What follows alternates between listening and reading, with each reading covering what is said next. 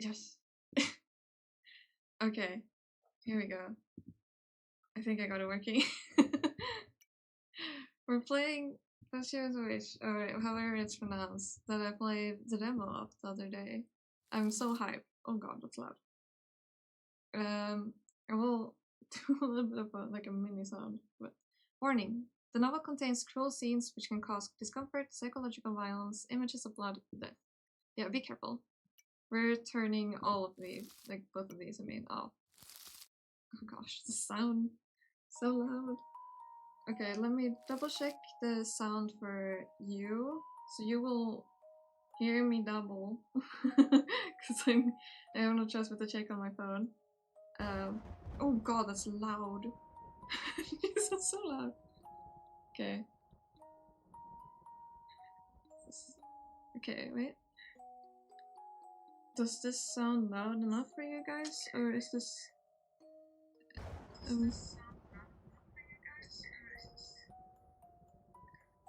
Okay, it seems fine. It seems fine. I don't think it overpowers me or that I overpower it. Probably. Oh god, that's so loud for me. Wait, I can turn it off. Turn it off. Turn it down on my end. What am I doing?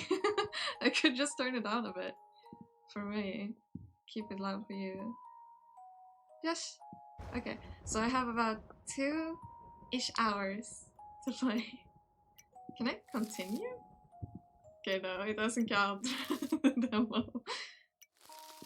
We're starting from the beginning.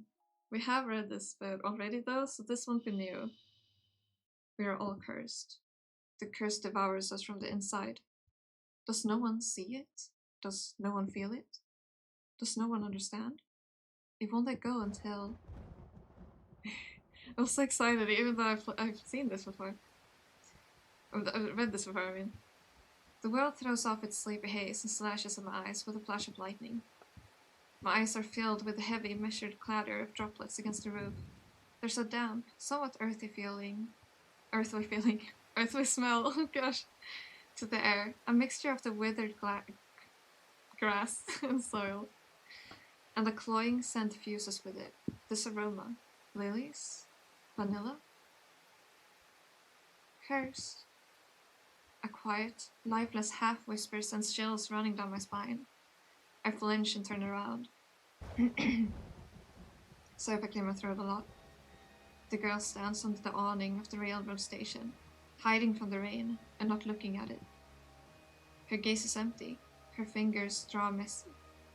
Wait, her fingers draw messy? Oh wait, okay. Oh, whoops. I should have kept reading. Her fingers draw messy, sweeping patterns through the air. A gust of wind makes the hem of her white summer dress flutter up and slap against her equally white legs. I blink, dumbfounded. A summer dress? In this weather? Moreover, her feet are bare. Did something happen to her? I'm gonna call her Mitsu instead of her actual name because I keep messing up. So I messed up another thing. Wait. There we go. I'm never gonna get better at extremely stuff. I will always be this messy.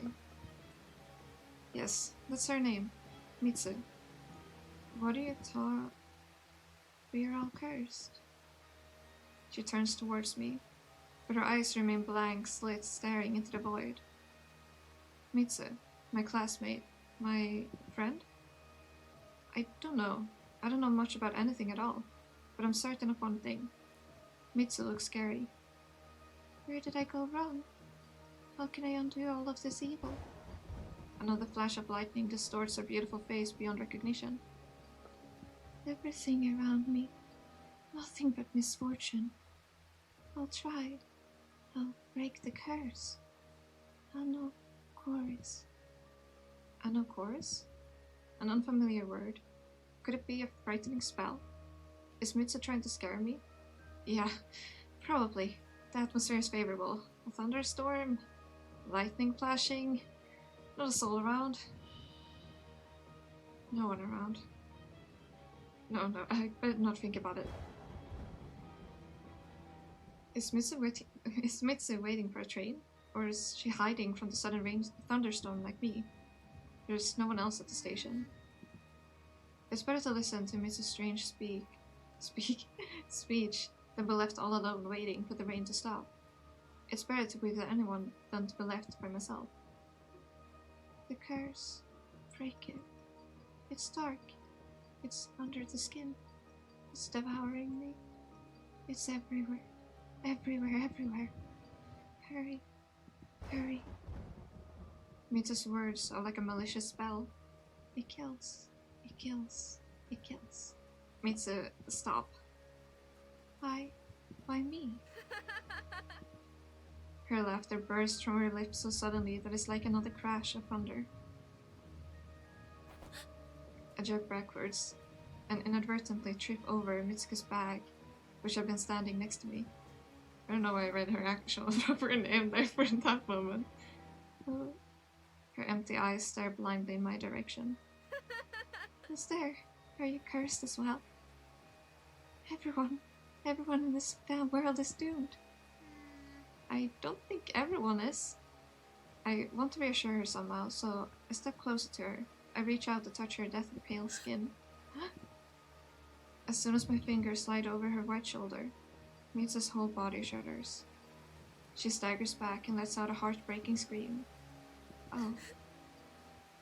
Hi. Okay, so it's still blocking these options. So I don't know how this will be different than the demo, because I'm actually playing the I did buy it actually, and I love the demo so much.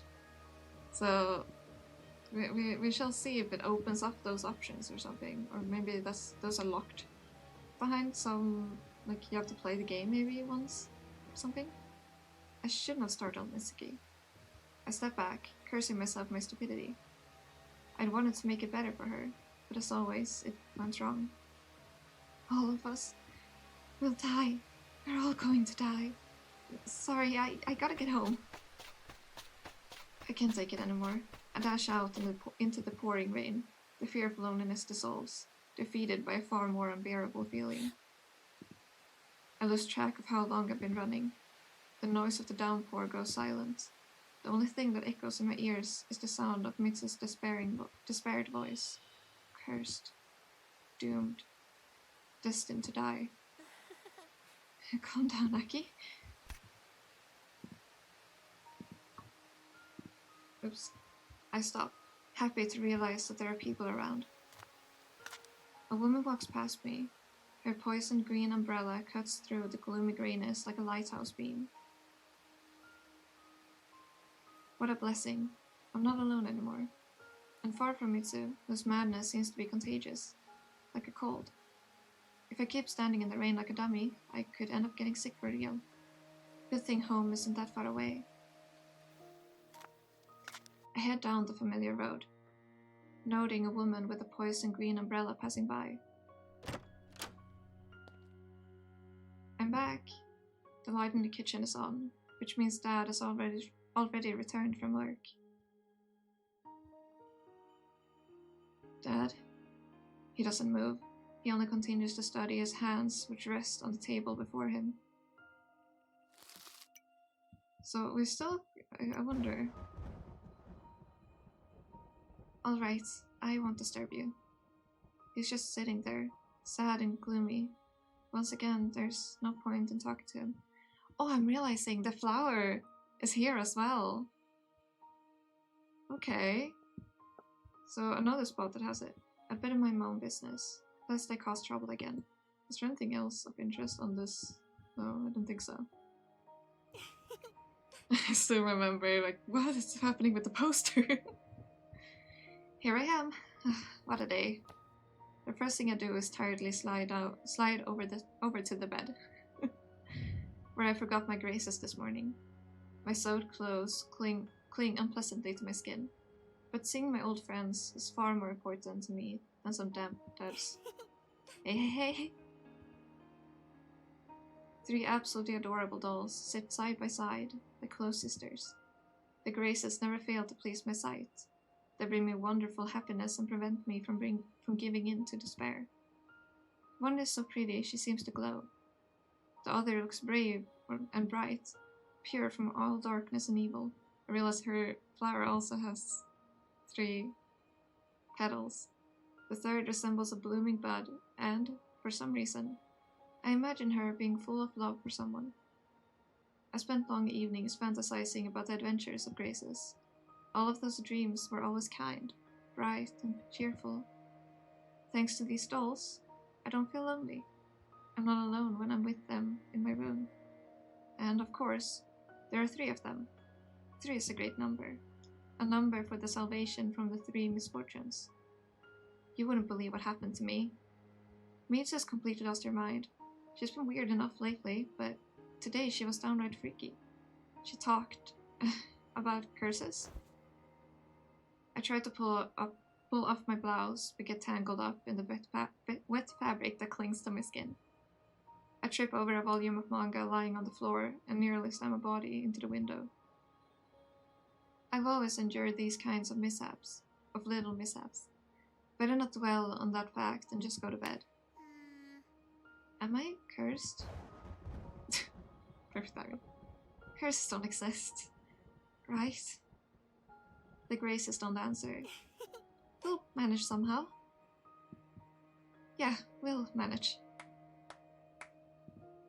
I clap my hands 3 times, as if to say goodbye to each of the dolls. Lightning flashes outside the window. The dolls distort, taking on eerie shapes. To calm the nerves shivering that runs through my body, I reach for my smartphone. It refuses to turn on, apparently not having survived a run in the rain. No, not my bad luck again. Owning a smartphone was a long-time dream of mine, and recently that dream came true. Smartphones are awesome, aren't they? They can tap into the internet and connect their user to people from all across the world. This wonderful awareness makes me feel like there are no walls boxing me in, and the whole world is one big room. I'm in this very room with a lot of people, which means I am not alone. Unfortunately, one day, while I was on my way home from school, I tripped and dropped my phone. And now the screen has unsightly cracks spreading across it. Let me just fix something real quick on this side. 1 second. There we go. I don't think Dad has noticed yet, and it's for the best. I don't like it when he's sad. Come on, phone. You can do it. Yay! The smartphone turns on after all. I don't know how Dad would have reacted if the new phone broke. My legs give out, so overcome with joy, and I flop down on my bed. The Graces bounce a little. Yay! If only it was always like this. My eyes feel heavy. I yawn comfortably. So nice and peaceful. Even the thrumming of the rain begins to fade, diminishing into a distant echo. Good night. Doo-doo. The silence is broken by a ringing chime signaling that a new message has arrived. I sit up abruptly, opening my eyes. Is that... Aki? Are you there? Are you here? Aki? I shake my head to chase away the drowsiness. Toma is my best friend. I talk with her about everything, and she gets me like no other. We've never seen each other in person. Somehow, we could never find the right time or place to meet. It's too bad we both go to different schools. If we didn't, we could see each other every day during breaks. Here. I overcame today's misfortunes. It was scary though. It's so good that you answered. Mitsu was saying creepy things. Mitsu? What did she say? That she's cursed, and so is everyone around. And me. I have to wait a bit for a reply. Creepy indeed. You don't say. I'm gonna go to sleep. I'm exhausted. Sweet dreams. Make sure to write to me tomorrow. I go against my word and don't go straight to bed. Now that my phone is working, I decide to check the general chat. Lately, there have been discussion about Shamrock, a site we can read about all sorts of mystical stuff. According to Shamrock, there are many special places and urban legends in our city. People have become very interested in esoteric topics, so there's a constant stream of new articles on the site. Naturally, there are lively discussions in the chat as well. Let me just do this. There we go. Okay, got it fixed. Mutta. Gotta dehydrate.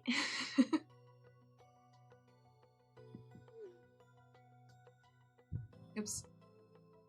Hi, Santal! Yahoo! How are you doing?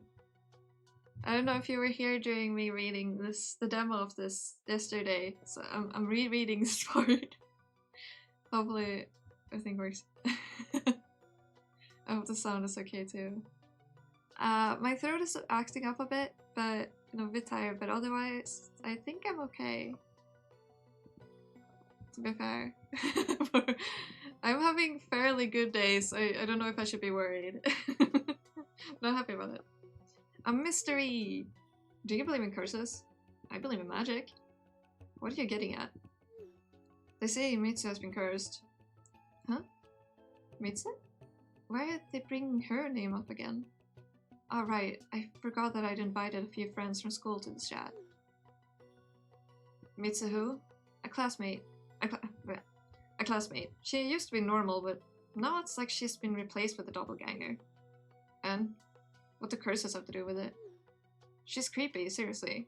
You can tell there's something otherworldly involved. Stop rambling. I wouldn't jump to conclusions. Evil is real. It affects people and destroys them. Curses exist, and you never know if or when one could fall on you or your loved ones. He's right. I recently found out that a neighboring boy is missing. They're still looking for him. Was he taken by the curse as well? Go figure. Sometimes it just happens, and it can't be fixed. What a gloomy fella. Even if Mitsu and I are cursed, doesn't mean we should give up, lie down and die. Both Mitsu and I will definitely be fine. Right, Graces? My lovely and graceful friends remain completely silent. I put aside the phone and collapse on bed. We are all cursed. It sounds scary, but anything would feel eerie when accompanied with booms of crushing thunder. Someone can get by even when they bear a curse. I'm just a bit more unlucky than most. Oh, the dolls. Lightning flashes, bringing the night's foul, rainy weather back to my awareness. For a moment, the shadows in the room thicken, turning into black holes leading to other worlds. The beady eyes of my dolls stare at me expectantly. For a second, I feel as if someone's gaze is on me. No, that's enough for today. Good night. What were my misfortunes for today? Scary Mitsu, like a con in the rain. Mom's still not back. Tomorrow, as usual, will greet me with a new triad of misfortunes. But I mustn't give in to fear. Hi, Kai! How are you? How you doing? You sleepy yet? I need to be strong and I need to get a good night's sleep. Because sleep is the best medicine. Good to see you here, by the way.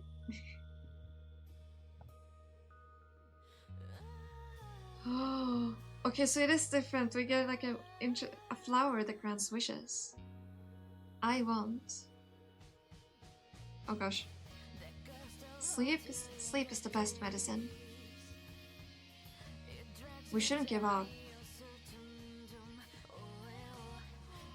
I'll break the curse. Oh, this is epic. Why did she die? You can't force love. I think that's what she said. Don't look at me like that. Ghosts are no match for us.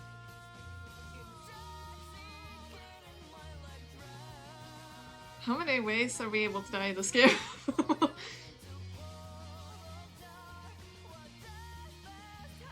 I want to break the curse.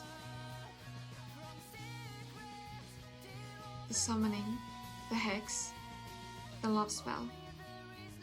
I don't want to go back there, or his brother, Senpai. It's about skill, not luck. What a peculiar place. I'm not gonna remember all of these voices, just one of them. The one we play is the only one I will remember. Not tired just yet, okay. You'll fall asleep to this, maybe. I'll make a wish.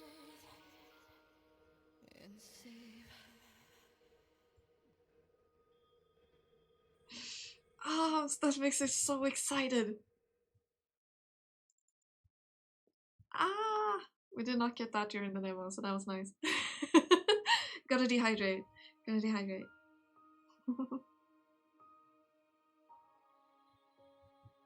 We used to watch way back then. I know, right? That was so exciting. I loved that. That was so good. You said you watched the VOD, right, when I played the demo?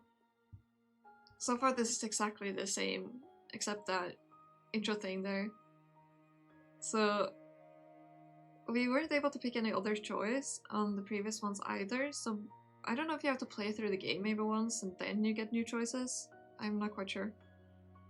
Running in the rain came with consequences. I've gotten sick after all. A constant hum vibrates through my head. It makes it a struggle to concentrate. Let's not despair. The Graces silently agree with me. I'll have to stay home from school.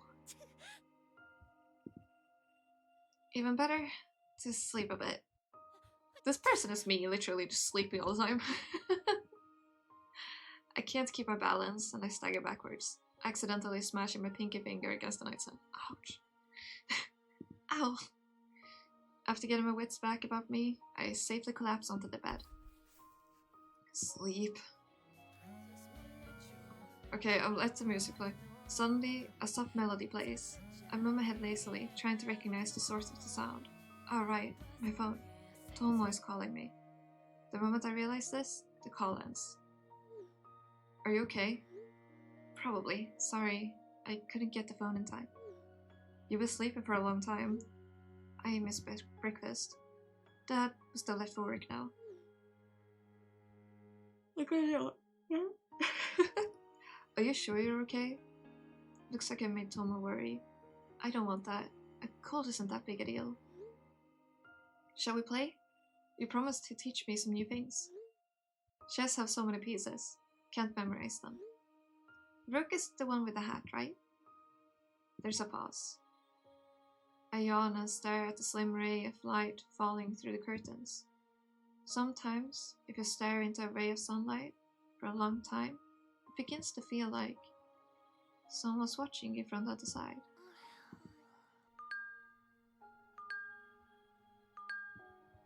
Oh, my phone nearly bounces as it bursts with an influx of messages. I will! Of course I will! You want to memorize the pieces? Piece of cake.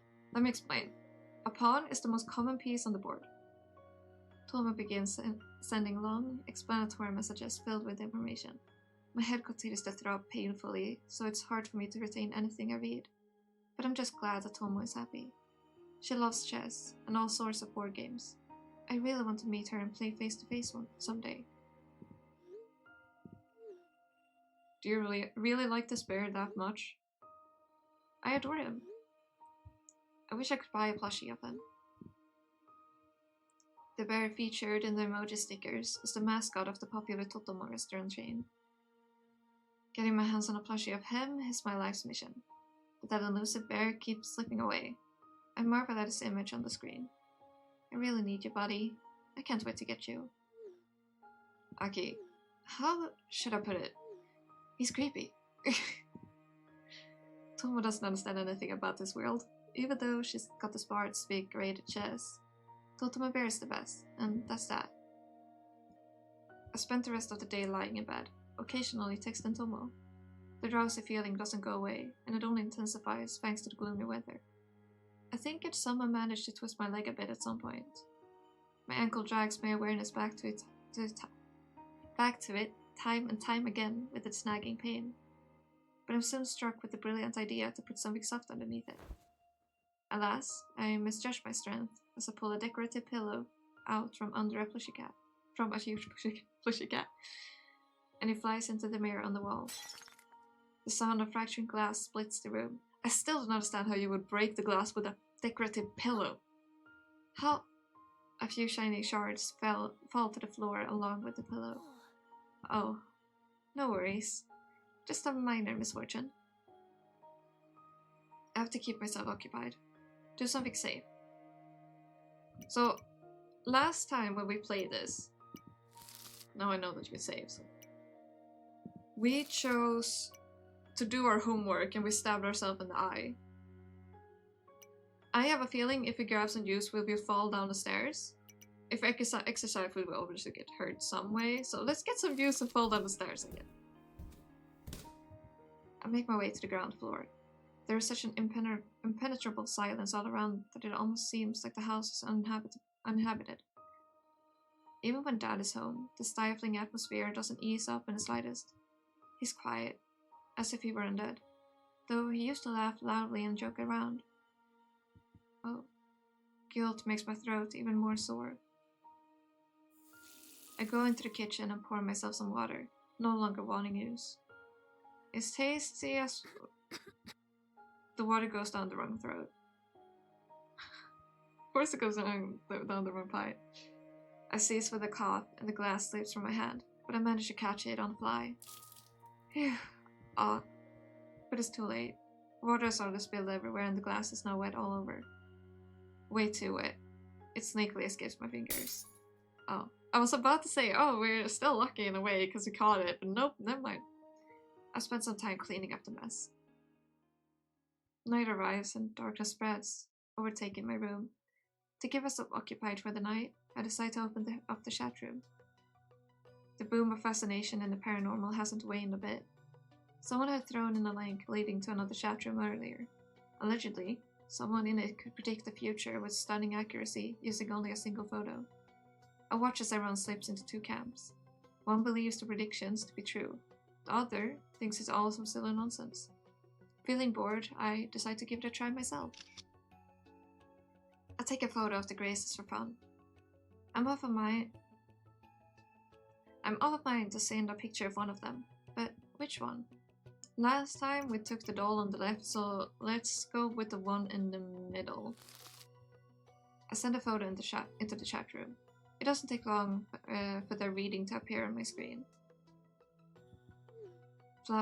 Flowers, endless pain, borders of realities. That's different, I think, from the last one we got. The prediction is bizarre and meaningless. It was silly to expect anything better than that, given that it was a picture of a doll. Then, I think of a photo of Mitsu saved in my gallery. One that I'd accidentally taken while I was fiddling with my phone in our school's hallway. Once again, why? Okay. What if? Though there's a nagging feeling of guilt in my chest, I go ahead and upload the image anyway. Rude! We are rude, we are mean. The file takes an oddly long time to upload. 3 times longer than when I'd uploaded a photo of my precious Grace. Is something wrong? The chat room freezes. A burst of snowy static overtakes the screen. What's going on? She's just having a bad day. Just a bad morning, you know? Mitsu's picture shows up. Her beautiful face is contorted into a horrible grimace. The prediction list doesn't even appear beneath the warped picture. The application flashes with a toxic green light and force closes. What was that weird glitch? I attempted to return to the chat several times, but the button on my phone might as well be dead. Oh. I guess it's another misfortune. Misfortunes today. My mirror broke. Dad argued with someone on the phone. Mom's still not back. Let me do something quick. Okay. When I wake up, I feel even worse than I did yesterday. I can't even find the strength to get up and make breakfast. Yep, it's already crying. The tears are already started. I just have to trust that Dad will find something to eat. You're not gonna go to school? I'm not feeling well. Get some rest. Oh right, you should solve a crossword puzzle. It's quite relaxing. I should have enough energy in me to give a crossword puzzle a shot. And maybe a game of online chess with Tomo. I'm finally starting to play at a level where I know the pieces and understand the goal of the game. Or maybe a riddle? I float in water, but I am water. What am I? I don't know. The thing I said yesterday, I think, wait, was it yesterday? The other day? Was like, waves. I don't know. Float in water, I'm water. I'm not sure if Tomo is older than me, but sometimes I find myself picturing her as a good-natured grandfather who's trying his best to befriend his granddaughter. She probably grows bonsai trees as well. I also broke a mirror with a pillow. With a window. I broke a mirror with a window. With a pillow. With a pillow? Yeah, it was really unexpected. But I'm pretty unlucky, so it's not much of a surprise. I want to see. I'm excited to see that Tomo started using stickers of the Totemo bear as well. One more person has fallen to his undeniable charm. Misfortunes today. Fell down the stairs, drank sour milk. Mom's still not back. Yep, it's getting worse. Ow. I like how she never even reacts to her poster getting worse and worse. She doesn't say anything. The new morning greets me with an all too familiar headache. I just want to do nothing but lie under this blanket indefinitely. But a strong person wouldn't do that. I'm worried. Are you sure you're okay? Want a riddle? Yeah. You're happy to see it, but you can't look at it. What is it? I have no idea. I've gotten worse. Misfortunes today, whoops. I've gotten worse. A bird crashed into the window and scared me. Mom's still not back.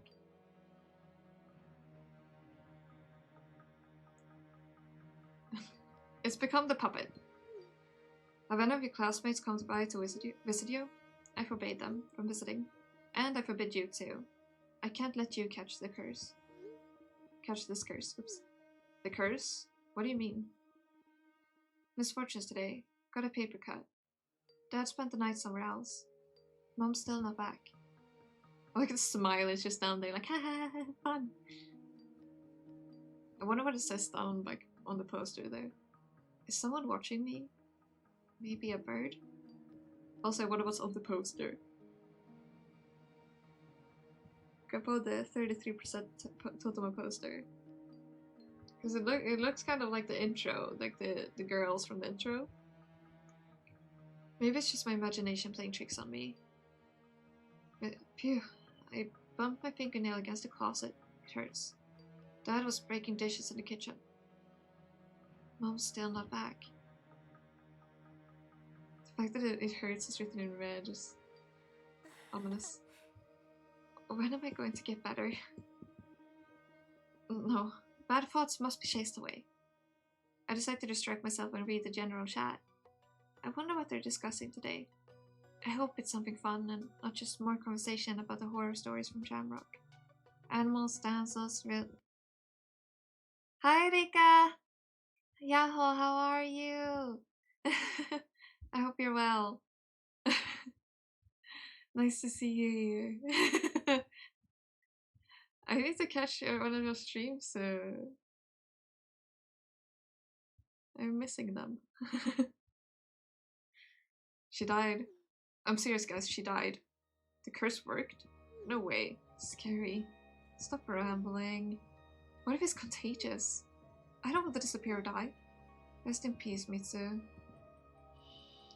Mitsuki is dead? Oh, I drop my hands to my lap.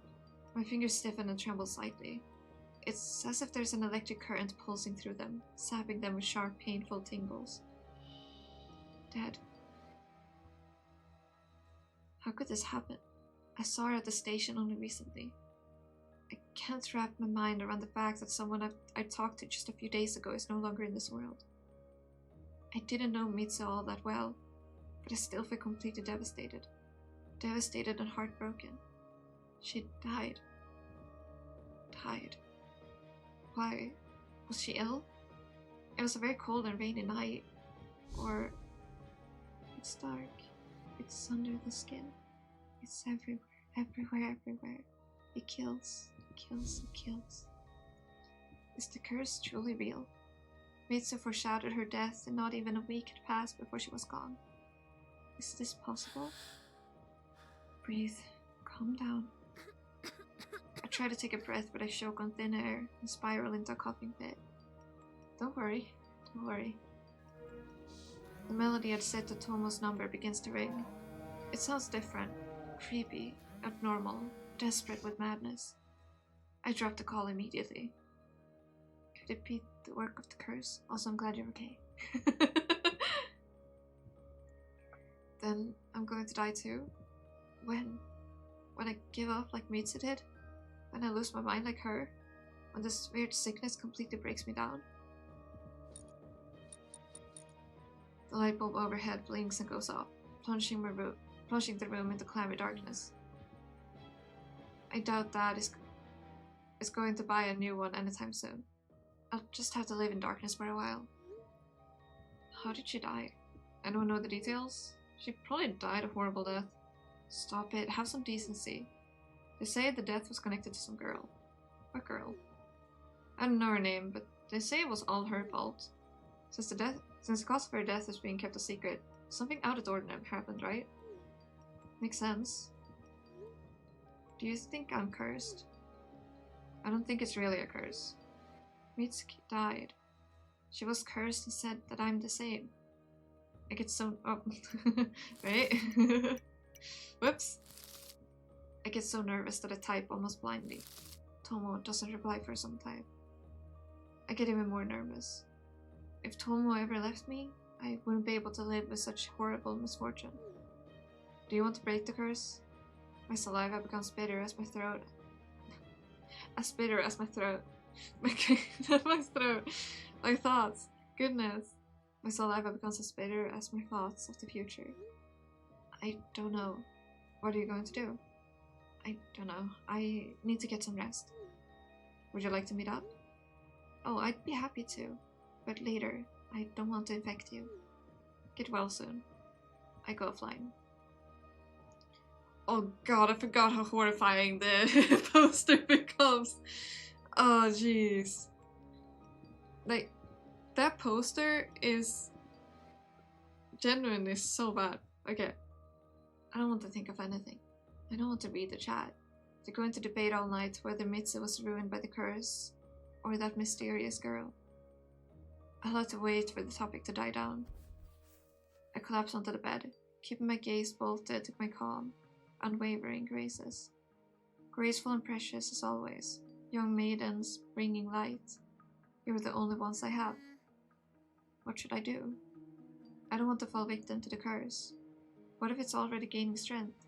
What if my cold isn't cold at all? My vision blurs. The scent of damp earth fills my nose. The room grows cold, so I hurriedly wrap myself in my blanket. I don't feel well. Sleep is the best medicine. Mitsuki died. Darkness. And the last misfortune we were unable to read. Scary. Cold. Lonely. I'm alone. I'm alone. Mom, where are you? Mom? Where did you disappear to? What evil dragged you away? Why aren't you coming back? Don't leave me alone. Please. Don't. Anybody. Anything but being alone. Alone. Alone. Alone. It's back to being slightly less horrifying. It's morning. I had nightmares all night. Do they count as for yesterday's misfortunes? Or today's? Probably yesterday's. And today we bring a new trio. The room is blurry. I like how she's like, oh, 3 is a good number, I like it. And she's like, yeah, I always get 3 misfortunes every day. It isn't until I take a deep breath that I calm down and manage to focus my vision. I reach for the graces, but I only get a handful of air. No. Where are they? They vanished. Don't leave me. My chest suddenly becomes empty as a vacuum. I flounder on my bed, not realizing where I am. Colors mix up, objects blur, evil lurks in the shadows. Where are you? Where am I? It's bad, it's scary, painful, unbearable, it's lonely. The spikes of terror makes me dizzy. My head burns with the fire of pain. With a muffled, desperate cry, I fall off of the bed and onto the floor. Don't leave me. The graces are lying on the floor near the nightstand. I must have knocked them off while I was suffering from nightmares last night. So silly of me. And here I was getting so worked up and scared. I returned the graces back to the rightful place and take 3 deep breaths. Then I collapse onto my bed, clutching the smartphone to my chest. I'm very sleepy.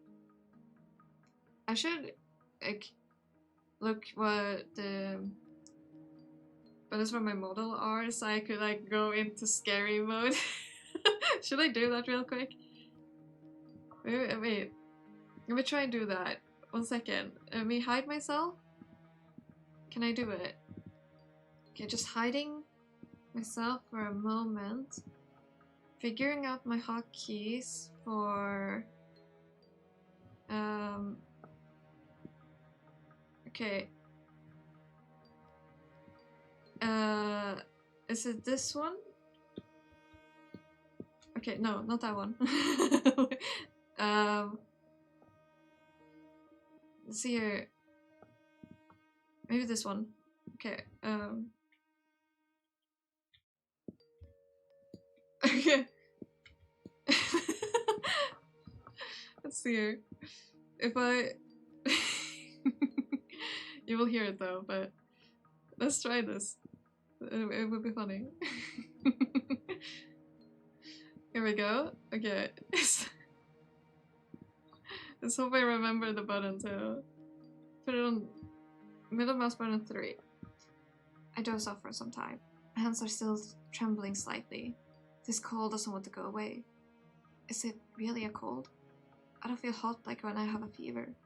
Instead, my chest is being eaten away by a dense, pressing, nausea-inducing anxiety. The doorbell rings. Oh, I hate this. I remember this part and I don't like it. I stand up abruptly, not knowing who could have come at this hour. Have my classmates brought printouts from class? Or has the teacher come to see if I'm okay? No, it's too early. If anyone from school would visit me, it would be later in the afternoon. Not sure what to expect, I walk down to the ground floor, go to the front door and open it ajar. Please take this package. Sorry, but I don't have a stamp. Dad will be back in the evening. No worries. Don't you think Posthumous products should be received immediately? The conversation sounds strange, but my doubts dissolve as soon as I realize what I've just heard. Posthumous? Can it be him? I take the box. My hands tremble slightly with anticipation. Thank you. As I turn towards my house, I can feel the curious gaze on my back. I set the box down on the nightstand, barely stopping myself from tearing the cardboard. Did Dad decide to make amends and order a gift for me? How wonderful. Would it be bad for me to unpack the bear right now? Maybe Dad was planning a surprise and the courier got the delivery time wrong. If that's the case, then I shouldn't open the box. But I can't bear it. It feels like I've been waiting forever to have this most amazing bear of all the bears. Oh my gosh, why? Why is this happening? To avoid dropping the box on the way, I leave it on the nightstand and go to get a box cutter. Box cutter, there we go. And when I return, I can sense a faint, sweet-smelling scent starting to waft down the hallway. And the box is leaking. Is it just me, or does the box look different now? A creeping feeling in my chest makes me take it slow as I carefully bring the blade of the knife to the duct tape. The cloying flavor intensifies. My throat feels dry. Blood rushes to my cheeks. The joyous anticipation is abruptly replaced with a nagging anxiety. I carefully lift one of the cardboard flaps. The interior of the box is pitch black, as if the entire package is filled to the brim with Vic ink. As if mesmerized, I stare into the void, looking not for a bear, but at least for something tangible. I can't tell how much time passes as I continue gaping into the box. The darkness gives way slightly under my probing gaze, taking on the shape of a semicircle. The cloying odors make me sick, something slowly spreading out from the bottom of the box.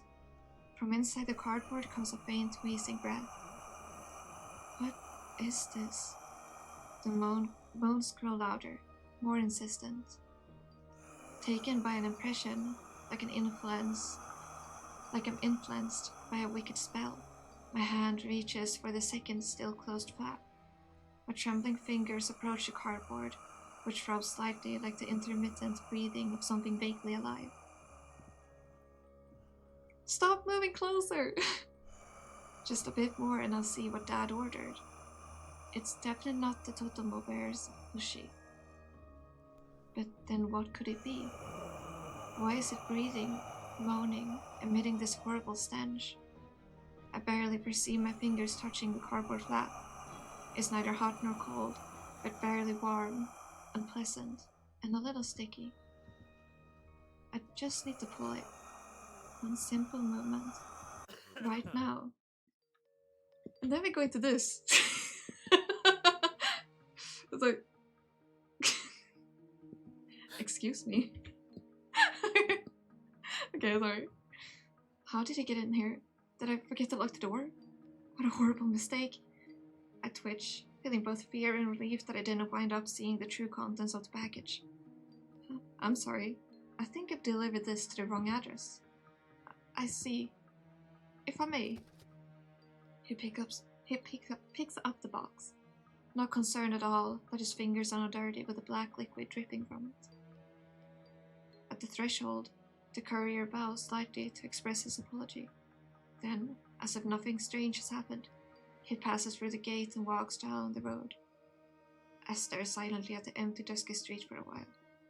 Then I close the door, double-checking to make sure that it's properly locked. My stiff legs carry me up the stairs. When I arrive at my bed, the last inklings of strength in them vanish. I collapse onto the blanket and lie there for a couple of minutes. It's only then that my body begins to quiver with terror. I tug the blanket from under me and wrap myself in it like a cocoon. The image of the creepy box looms before my closed eyes.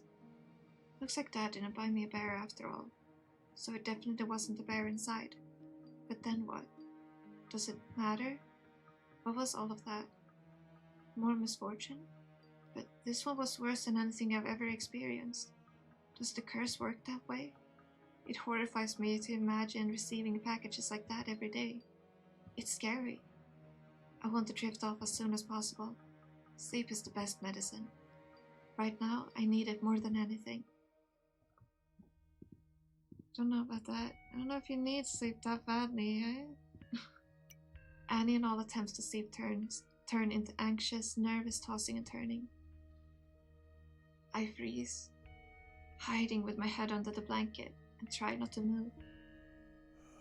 I think there's someone outside the safe cocoon, scrabbling insistently. Hoarse, wheezing breath is coming through the fabric. But it's just a dream, a haunting nightmare repeating this morning's shocking incident. No one claws at the blanket with their fingernails. No one exudes unbearably cloying scents. I'm safe. Dad should be back from work soon. He's always so strangely quiet, giving off an aura of this harbored resentment. But it's still better to be around him than to be alone by myself. Oh, 1 second. Jag stänger till. Bara så ni vet. Jag stänger till. Nej, jag vet, jag stänger till.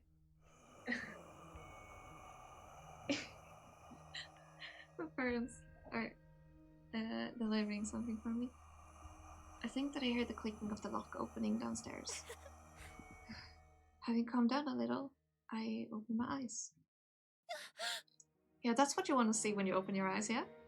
Definitely? Empty eye sockets are staring at me, so utterly black, as if they've never seen the daylight. The one silky hair of the dolls has fallen out, their dresses are torn.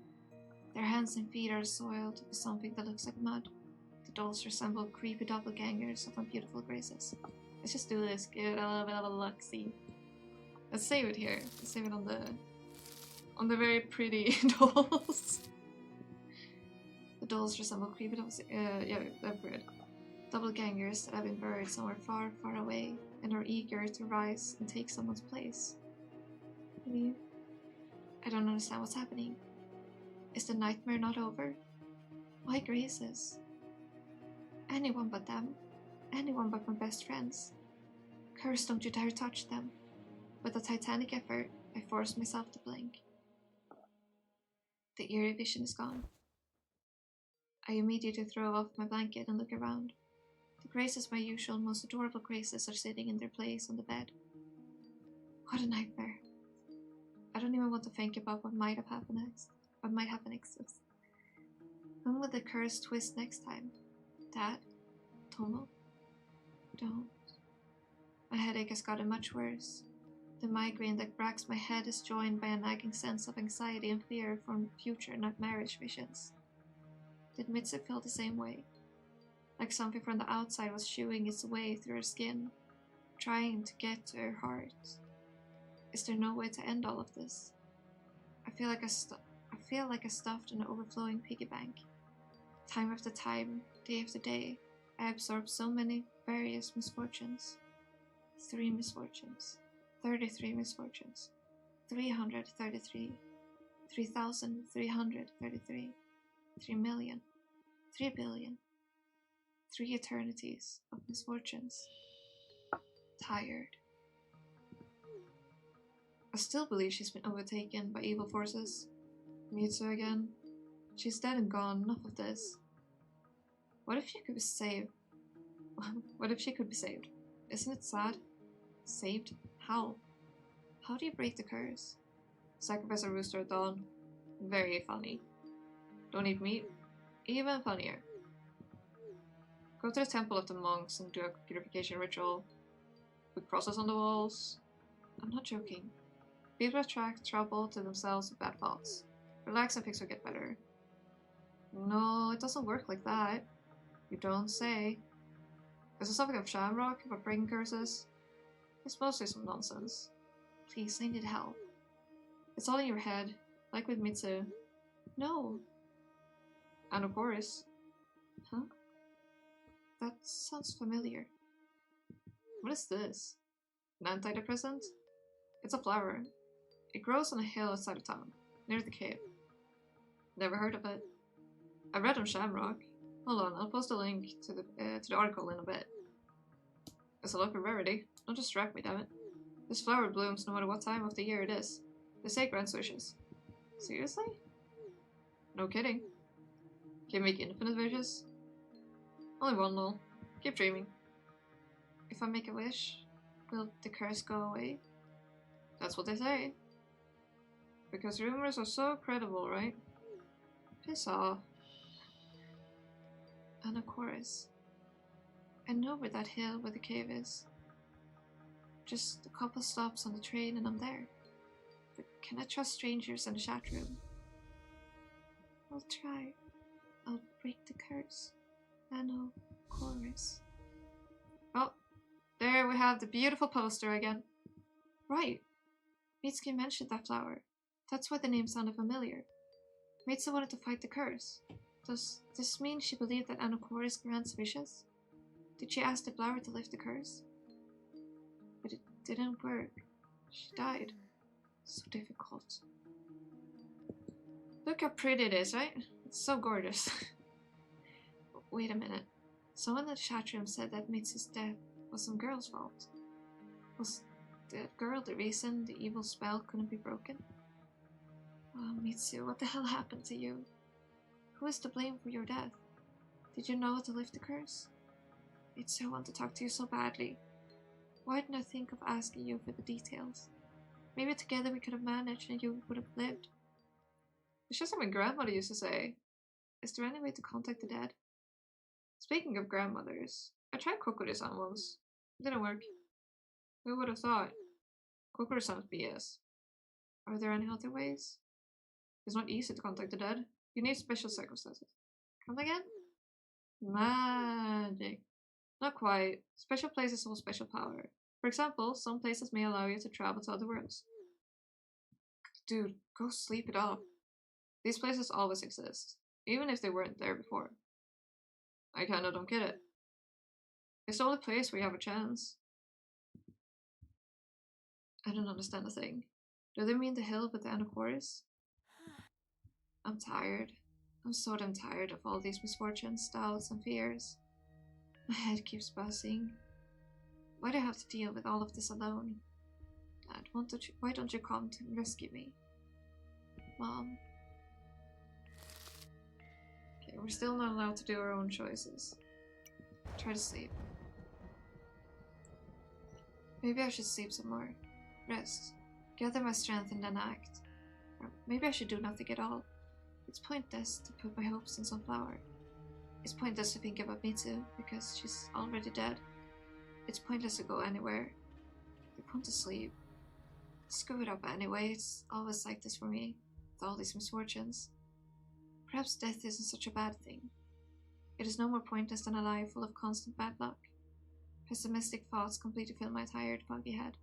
I better go to bed, lest I drown in boredom. Tomorrow it's going to be better.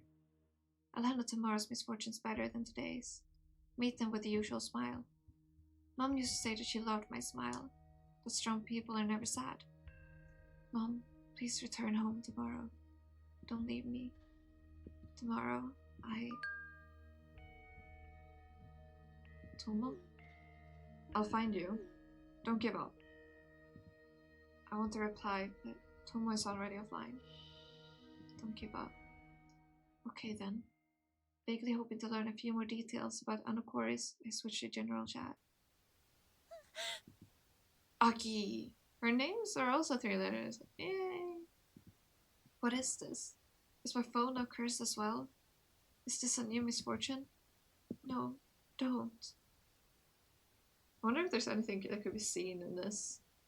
I can't make out anything interesting though. Oh wait, no, wait. Do you also wait? Do you see the eye and the ear? Right, as I said, I can't make out anything interesting.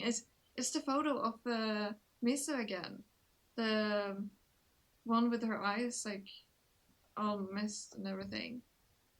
It's the same photo. No, don't. What should I do? How do I contact Tomo now? Tomo. I feel like I've been splashed with ice water. What if the curse is contagious? I got sick after I ran into Mitsu. Amigo! Hi! Hello, how you doing? I'm playing the full game of the demo I played the other day. So right now it's the exact same that I read before. I don't know how it will differ later. What if some of the evil germs got to me? Would I in turn infect someone else? Yeah, how are you doing? Can the curse be transmitted over the internet, or is a face-to-face meeting necessary? How do I know if Tomo is safe? There's no way to know. Either I hope for the best or I try to lift the curse. The longer I think about it, the more I worry about Tomo. Well, if that's the case, it's worth overcoming my apathy. Go to the cave. See that hill with the magic flower. It's all scary, of course, but for Tomo, I have to do my best. A new day begins. I change my clothes, stow the graces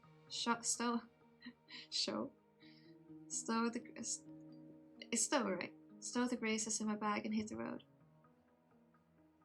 Tomotoro. 333. I didn't notice this last time. It's 333. I'm paying more attention to those like surroundings this time. If there's anything of interest. It's this beautiful artwork. The weather is peculiarly gloomy. I try not to look at the sky. Only once do I lift my head to examine the clock hanging above the entrance to the bookshop. The clock is beautiful, decorated with curlicues. I like the elegant hands, even though it's confusing to attempt to figure out the time with them. They always converge in the shape of a triangle. I especially like it when they stop at exactly 3 o'clock. Thinking of it, triangles also have 3 sides. Damn, this is all of these 3s. What's up with the number 3? Just like they do now. I can't help but think it's a good omen. don't know how long it takes me to arrive at the station. My mind has been riddled with fears and vaguely my brain's thinking, and I vaguely hope, but that's not what it says. With fears and vague hopes for the entire trip. I wonder what I should expect when I make it to the hill. That the flower isn't real? That someone has already built a gas station on the hill? That I lose my wallet and travel card and have no other choice but to walk the entire way home? The piggy bank overflowing with misfortunes is cracking, threatening to break my spirit. Have I even come to the right place? Unfamiliar places surprise me. The thought of getting lost somewhere on the outskirts of town makes my heart jump to my throat. It's harder to navigate without my phone, but I've made sure to memorize the exact clues I've been given. A river, a hill with a large tree, a trail into the forest. Rumor has it that nature goes mad near Anacortes, that it's impossible to tell the time of year, sometimes even the time of day. Looks like I haven't gotten lost so far, but it doesn't prove that the meadow with the magic flowers exists. Considering my bad luck. Scary. However, my fears are unfounded.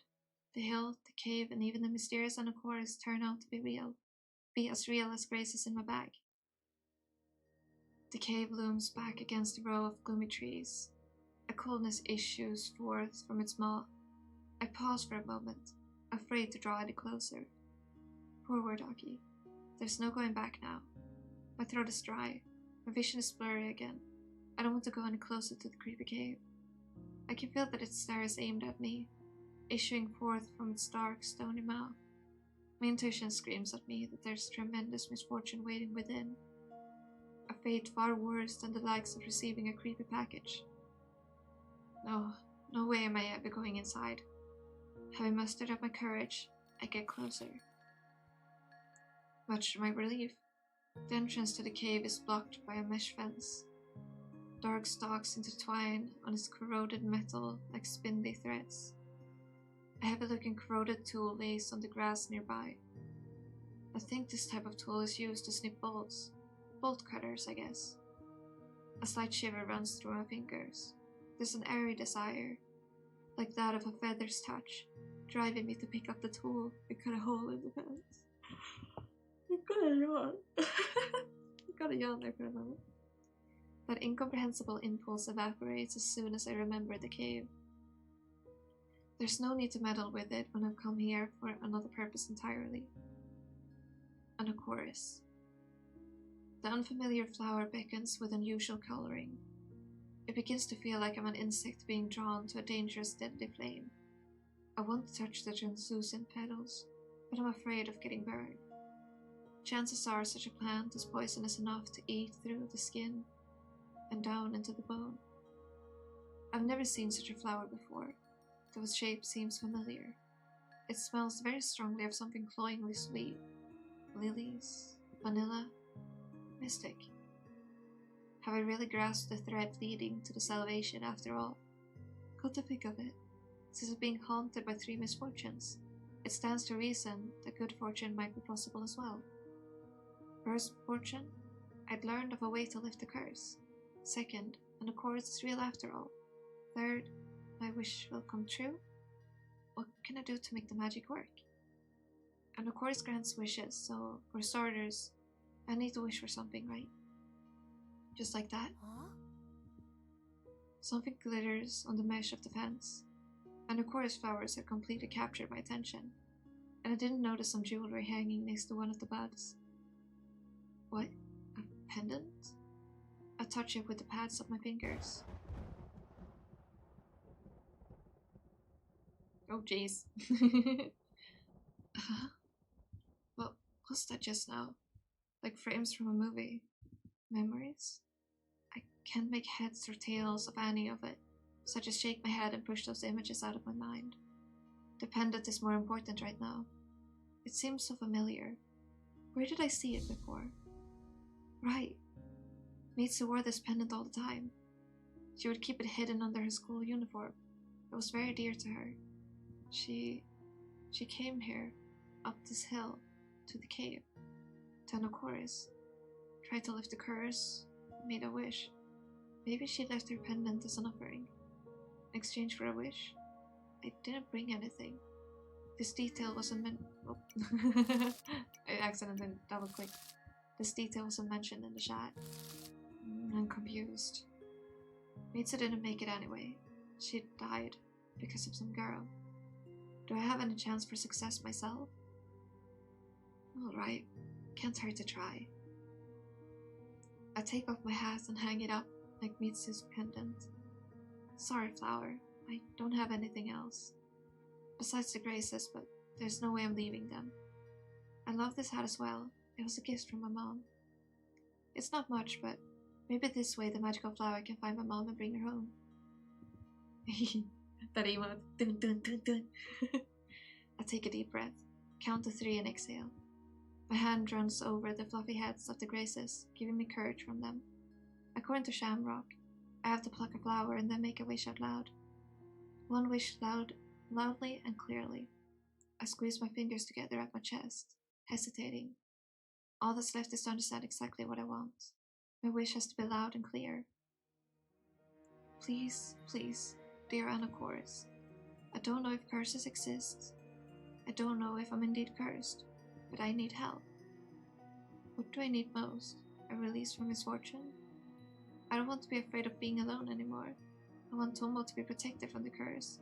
I want Dad to talk to me like he used to. I want Mom to return home. Too many wishes, and I can't decide which one is better. A gust of wind blows across the hill. An icy drop falls on my nose. I raise my head to the sky, answering the scowling clouds with a scowl of my own. Yet I smile. I can't give up, even if it seems bad. I can deal with misfortunes. The important thing is that Tomo doesn't get cursed. Aki! But what if I get the wording wrong and mess it up? I don't know for a fact that Tomo is cursed. She didn't ask me to help her.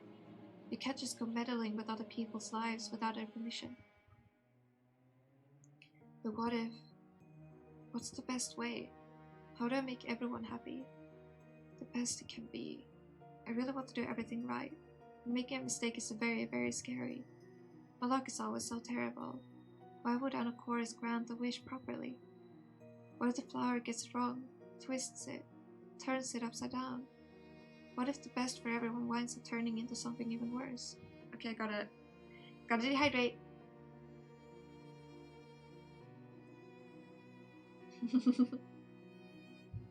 Okay. Ooh. Okay. Still not allowed to make an original choice. I take a step back from the fence. I can't take such a risk. Aki, I can't think that good intention alone would solve all problems. Can you hear me? The best thing to do right now is to retreat. No good deed goes unpunished. Aki! Huh? Is someone calling me? The voice is coming from somewhere in the distance. I shake my head and look around. Anacorus flowers rustle their petals in the wind. The stifling, cloying scent intensifies. Aki! Where? I rub my eyes and finally see her. She stands before me, flushed and desperate. Her long hair flutters like ribbons. Her skinny body seems thinner because of the loose haori worn over her worn over her school uniform. I don't know if that's how it's said, but you know. Aki, can you hear me? Her voice is breaking after endless attempts to get to me. I hear you. Sorry. The girl flinches as if she'd taken a hit. Her bottomless black eyes widen. Tears glisten upon them. I'm so glad. I was afraid you wouldn't hear me. I can be very absent-minded sometimes. Sorry. And you are? Before the girl answers, I guess it myself. Tomo. Only she knows me enough to find me even in the woods outside the town. Only she could come to my aid when I'm at my wit's end. What are you doing here?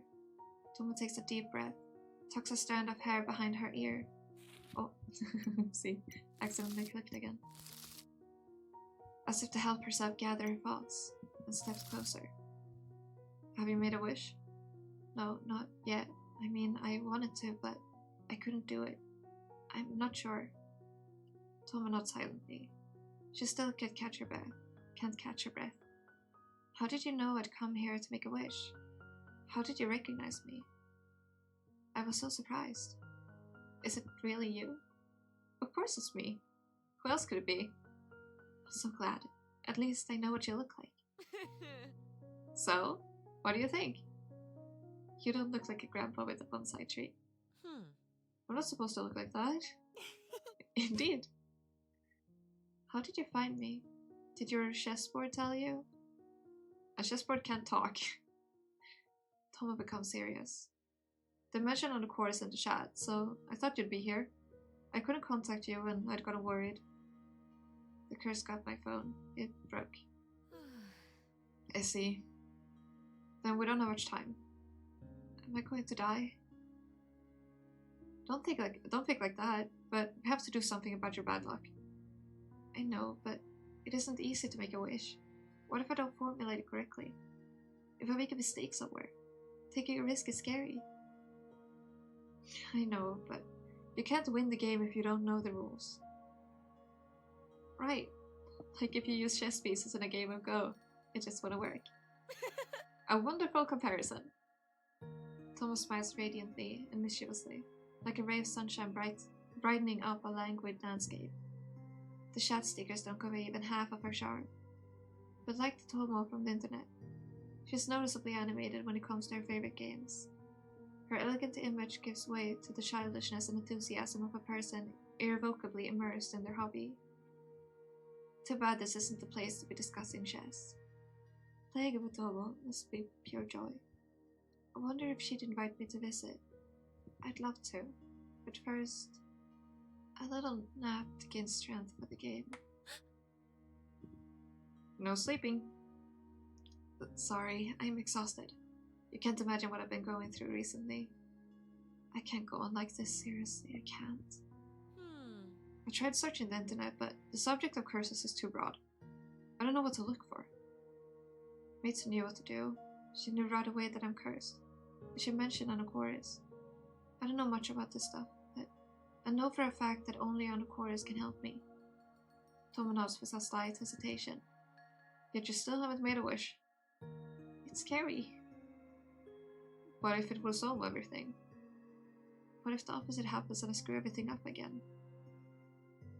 Remember, no good deed goes unpunished, especially when you suffer from a curse of misfortunes. Too bad we can't ask me to. Yeah, it's a shame. We shouldn't be seeing each other. Oh, oops. We shouldn't be seeing each other. What if the curse is contagious? I start shaking again. If a face-to-face meeting is necessary to transmit the strange disease, Tomo is doomed. I knew it. No good deed goes unpunished for sure. If only I'd stayed home, Tomo wouldn't have gotten an eviction. Forgive me, I didn't want. I'll think of something. Just don't take packages from creepy couriers, okay? Well, I'll be on my way. Wait. Tomo deftly grabs me by the hem of my jacket. Where are you going? Let's finish this game together. How? A riddle. When does one mean more than many? When they eat a lot? Not quite. Never mind. I've got an idea. Since Mitsu was the only one who knew about the curse, let's just ask her directly. But how? She's dead. We can find the girls connected to her death, but it's utterly unclear where we should even begin looking. Like a needle in a haystack, but we know full well the name of the needle we're looking for. I don't get it. Tomo smiles smugly. It's not hard to imagine that she looks exactly like this when she's winning chess games. Like a contentedly stuffed cat. While looking for the information on curses, I found one curious ritual on Shamrock. Wait a second. It's called Posthumous Wish. It allows you to enter into the memories of a deceased person and ask them a single question. It is somewhat dangerous, but it should definitely get the job done. Dangerous? Why? The soul of a dead person is a dark, evil place. It lures you in and makes you lose your mind. Some people go there and never return. Their hearts shatter and their minds turn inside out. You have to be confident in your abilities. We have to.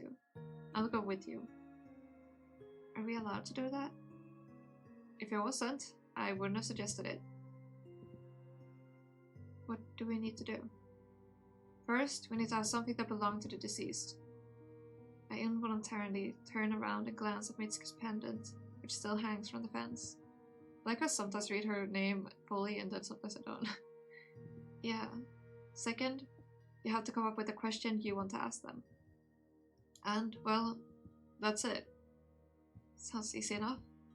As easy as wishing down a chorus, but in reality it's way too vague. The problem is that not every dead person would want to be in contact with the living, nor would all of them be willing to talk. But if they would let you in, they would likely answer any question you could ask of them. Just like that, without asking for anything in return. I think of the pendant and the hat that belong not so far apart from hang not so far apart from each other. A paltry gift for the fulfillment of any wish. It's scary to imagine what a dead person would ask for. And they are far scarier than an obscure magical flower. Yeah, there's a catch. Tomo shows indecision for the first time, yanking at the black ribbon wrapped around a strand of her hair. They say that in return for your answer, you'll have to grant the ghost one wish. I accidentally read them in the wrong... Oh well. A dead person's wish? Oh. Yeah, it sounds a bit suspicious. What if they ask for something impossible? I don't know, but we'll have to risk it. I have a bad feeling about this. Here comes trouble. If I risk performing the ritual, my life will change forever. And I'm not sure if that change will be for the better. I know it beforehand. I really won't like meeting Mitsuki. There are going to be many, many things dark and scary about her answer. Lots of despair. Lots of pain. Aki? No sleeping. Right, sorry. Having doubts? You see, I'm not the luckiest person in the world. I rarely get anything right. Everything seems to take a turn for the worse. With tales like mine, it's better not to get mixed up in stories. Gotta yawn. Stories with mysterious rituals, right? Oh, my alarm is ringing, I think. Yeah, it is. Sorry about that. Oh, wait, my alarm is ringing? There we go. Got that fixed. Are you backing down? I'm tired of misfortunes. Exhausted both mentally and physically. Moreover, my fear is growing. I can't get Tomo into trouble. I have to back off before it's too late. No, I can't shake it out. Running away is pointless. It won't solve anything. Curses don't disappear by themselves. I have to be brave. For Tomo. Okay, it's scary of course, and something would definitely go wrong, but we have to try at least. I'm saving here. Is this what happened last time, or is this the part where it actually changes? Tomo sways slightly. Oh wait, I was the wrong one. Tomo sways slightly. A sigh of relief escapes her chest. Then, we'd better hurry. Suddenly, I feel calm. I've decided to take a crazy desperate step, but since I agreed, I won't back down. I will walk this path with a smile all the way to the end. So, what now? Hold on, it's not that simple. Tomo walks over to the mesh fence. Slowly, carefully, almost reverently. Reverently? I don't know. She removes the pendant hanging there. We have to wait until nightfall. Do you mind if we do the ritual at your place? No problem. Dad wouldn't care. Will your parents let you? Of course, I'll text them. Then let's go. Tomo nods, smiling encouragingly. So it is different this time. Together, shoulder to shoulder, we leave the mysterious clearing, and the chorus whispers after us. I've been dreaming of a trusted friend saving me from loneliness for so long that I almost jump for joy. It becomes very, very cozy, like under a heavy blanket that smells of laundry detergent and sunshine. I'm getting drowsy. I wish that I could be walking with Tomo forever, that I could have peace of mind and the creepy ritual could be done sometime later, in 100 years, and not with me. that the train would go in circles. That... Falling asleep? Am I that boring? Sorry, I didn't sleep well last night, and my leg hurts. I need to hold on a little bit longer. I'll try to keep you busy. I know what you're going to suggest. Oh, and what is it? Chess. Wrong guess. Go. We get to my home. What danger will we see? Dad hasn't gotten home from work yet, but today I'm glad for it. This way I don't have to introduce him to Tomo. It would have been hard to explain to her why he isn't talking to me. Oh, the poster is normal. I like how that's the shocking part. The poster is normal? What? We enter my room. I place Grace's on the bed out of habit. Then I offer Tomo something to drink. Thanks, I wouldn't mind some tea. I can only hope that we have some. Why is it so dark here? Oh, sorry. The light bulb burned out. Dad will replace it later, but he's a little busy right now. The mirror is indeed broken. Surprising, right? Tomo continues to study the room, this time stopping her tenacious gaze on the bed. Those are some beautiful dolls. The best. With them, I don't feel lonely. But the shyness in my heart holds me from confessing my insecurities to Tomo, who is so beautiful and mature. A bit less beautiful than Totoro Bear.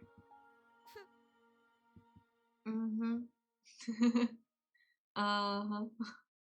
There's only orange juice in the kitchen, so I have to offer it to Tomo instead of tea. She thanks me politely. We settle on the floor, and only then do I risk asking a question. How does the ritual go? What exactly needs to be done? We wait until nightfall. Then, when the clock shows 3:03, here goes the threes again. We put I'll just try and say her name properly. Mitsuki's pendant under the pillow and meditate on her. Sounds too easy. If you want something hard, I'll come up with a new riddle later. Your riddles are much scarier. We chat about the ritual for a while. Then we decide to distract ourselves by playing homemade chess. I draw the board on a piece of paper. We use erasers and other stuff stashed in my drawer. In my desk drawer as pieces, okay. Tomo rambles on about the ins and outs of the chess pieces, strategies, and how she'd often played chess with her grandfather. It's like she hasn't talked to anyone in a long time, just like me. It's sad when you don't have a close person to discuss your favorite hobby with. You're falling asleep? Sorry, I was thinking. I'm having so much fun. I wish we could play like this forever. A pity we couldn't get together before. Yeah, it was silly of us. And the occasion we've chosen is unusual. Yeah, a seance. We should have gone to Totomo instead. Agreed. We should definitely order a Totomo burger and we break the curse. Yeah, sure. By the time it's dark for a while, playing chess by the lamplight isn't all that comfortable. We get into bed. For the first time, my friend is staying at my place for a sleepover. My heart is humming with joy. I think the last time I laid next to someone was when my mom tucked me in. Mom. Tomo doesn't look like Mom, but she's emanating the same warmth. Oh, how cute. Also, I'm gonna save here, because I'm trying not to save as much, but I like saving. Can't sleep? No. For the first time in a long while, I don't feel drowsy. Shall we talk about something? Like chess? Haven't you had enough of it? Then what? How about Toto? I think girls talk about boys during sleepovers. Do they? I wouldn't know. I know, I've got nothing to say either. Boys are boys, nothing to discuss. Boys. A memory from a long time ago flashes in and out of my mind. I think I had a friend once, or did I? Thank you for being here with me right now. How else? Boys do be boys. Kick W. I delve into thoughts and notice but the room has swallowed into silence. The electronic clock shows 0028. Another 3 whole hours of waiting. What question should I ask? How can I lift the curse? Of course, that's the only question I should ask, but I'm surrounded by many other mysteries. Why did she die? Who is the girl mentioned in the chat? Why was she cursed? Why am I cursed? Did Mom disappear because of the curse? Will she return if the curse is lifted? Will Dad become the same as before? Is Tomo safe? So many questions. And Mitsuki will only answer one. 3:03. Finally, the time has come. I put Mitsuki's pendant under the pillow, clutch graces to my chest. Oh, I did it again. To my chest and clenched Tomo's hand. Let's go. With a smile, as always. As Tomo asked, I remembered the last time Mitsuki and I met. Her empty eyes, her shriveled white face, her voice shaking with cold, her words entangled with madness of fear, like with roots. Mitsuki, where are you now? Somewhere nearby? It seems like I should have fallen asleep, but my mind remains clear. My nerves are strained like trembling strings. I can do this right. I'm not so hopeless that I can't even begin the ritual, am I? Mitsuki, are you here?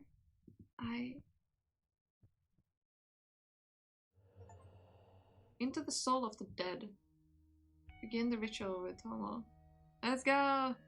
I'm no longer lying in my bed. Wherever I am, it's not my room, not my house, not even my hotel. It's somewhere. The white space I sit in is only occasionally cut through by a sickly green flickering. There's no earth or sky, no top or bottom, only an all-consuming emptiness. I'm all alone here. Alone. No.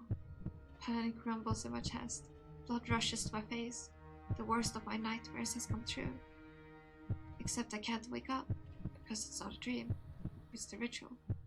The ritual where I'm completely, certainly, absolutely, unbearably, impossibly, intolerably alone. I mean, I'm here. It's scary. It's so scary. Ugh. Horribly scared. Something flicks me on the forehead. Fear no more. I'm here, Aki. You're not alone. Oh. Sorry, it's just no one was there and I... Don't disappear again. I won't. In the same instant, the white space is shrouded in a murky green haze. It transforms into an ordinary room with a bed, a desk, a half-empty closet, a ladder. Not quite ordinary. Black vines stretch from the cracks in the walls and floor, scratching against the furniture and ceiling. The vines sprawl and swell like ravenous leeches and bristle with sharp prickles. One by one, buds start appearing on them, blossoming with 3 petals. They flash here and there like chaotic constellations. And a chorus. In just a couple of seconds, the white nothingness has turned into a surreal garden. A nest woven from stiff thorns. Nothing can be seen behind the glass of the only window. Nothing except darkness and occasional flashes of lightning. Wow. Rise to our feet and look around. It's not my room. I think we're somewhere in Mitsuki's home, in the place that was important to her. It's so empty. Yeah, very empty. Impersonalized. Impersonalized. The right word. I wouldn't have thought of it. The fact that the flowers are so beautiful too. It's like... the tulips. Tomo hesitantly walks across the room, gingerly touching the furniture with her fingertips. Where is she? Mitsuki? Why isn't she here? Why is her soul so empty? How strange. I thought Mitsuki would come to my room, all shiny and translucent like a real ghost. But in the end, we're the ones who wound up in a place unknown to us. Do you know how actual ghosts look? No, and I've never seen a soul of the dead either. It's unusual here. And of course it's everywhere. It's like it has sprouted into Mitsuki's very essence. Tomo brings her hand up to a vine, but doesn't risk touching it. It rises and falls slightly, as if breathing. So, Mitsuki had made a wish after all. Oh. Since her soul is bound by Anakoris? Perhaps. But she died anyway, for some reason. Mitsuki, will you answer us? We scatter about, studying the room, but the half-empty shelves don't say or give away anything about the hostess's character, let alone her fears or cause of death. On the wall, a usual school uniform. On the shelves, and the desk, textbooks. There isn't a single personal belonging. However, when we look more closely, we find a door behind the dense thorns. Tomo walks determinedly towards it with the intention of pulling the handle. It appears the door is hiding behind a mesh fence. Is that like a closet? Oh, why? Tomo's hand slumps helplessly. It seems there's something very important behind the door. Mitsuki's hiding? Isn't the ritual supposed to call her? I don't know, but we shouldn't give up. We shouldn't. Despite our determination, I haven't a clue how we could deal with the obstacle before us. Let's just look real quick at the art. And of course, this thorn would wound anyone who dares to approach the door.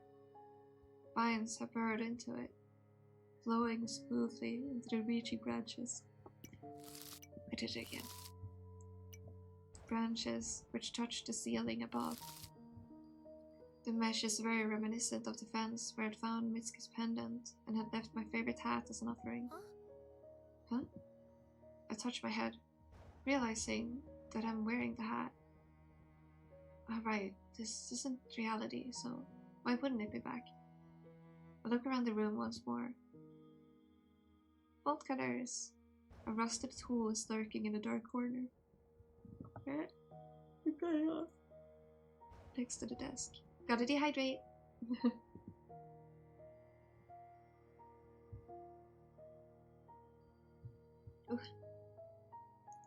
I think it's used to cut off iron bolts. A bolt cutter? A spark of pain flares in my ankle. Why?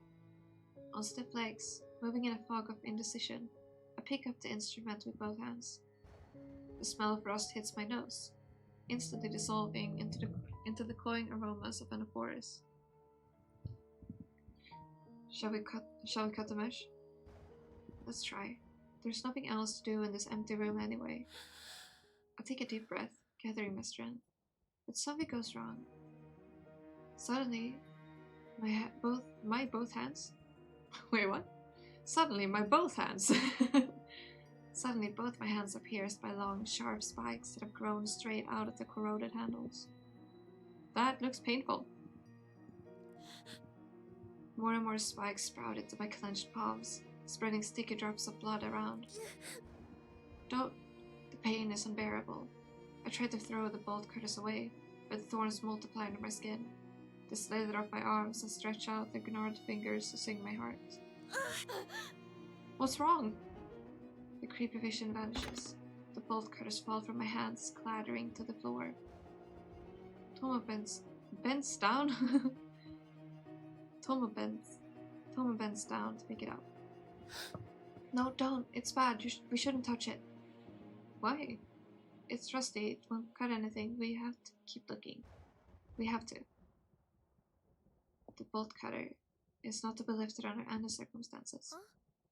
Oh, look.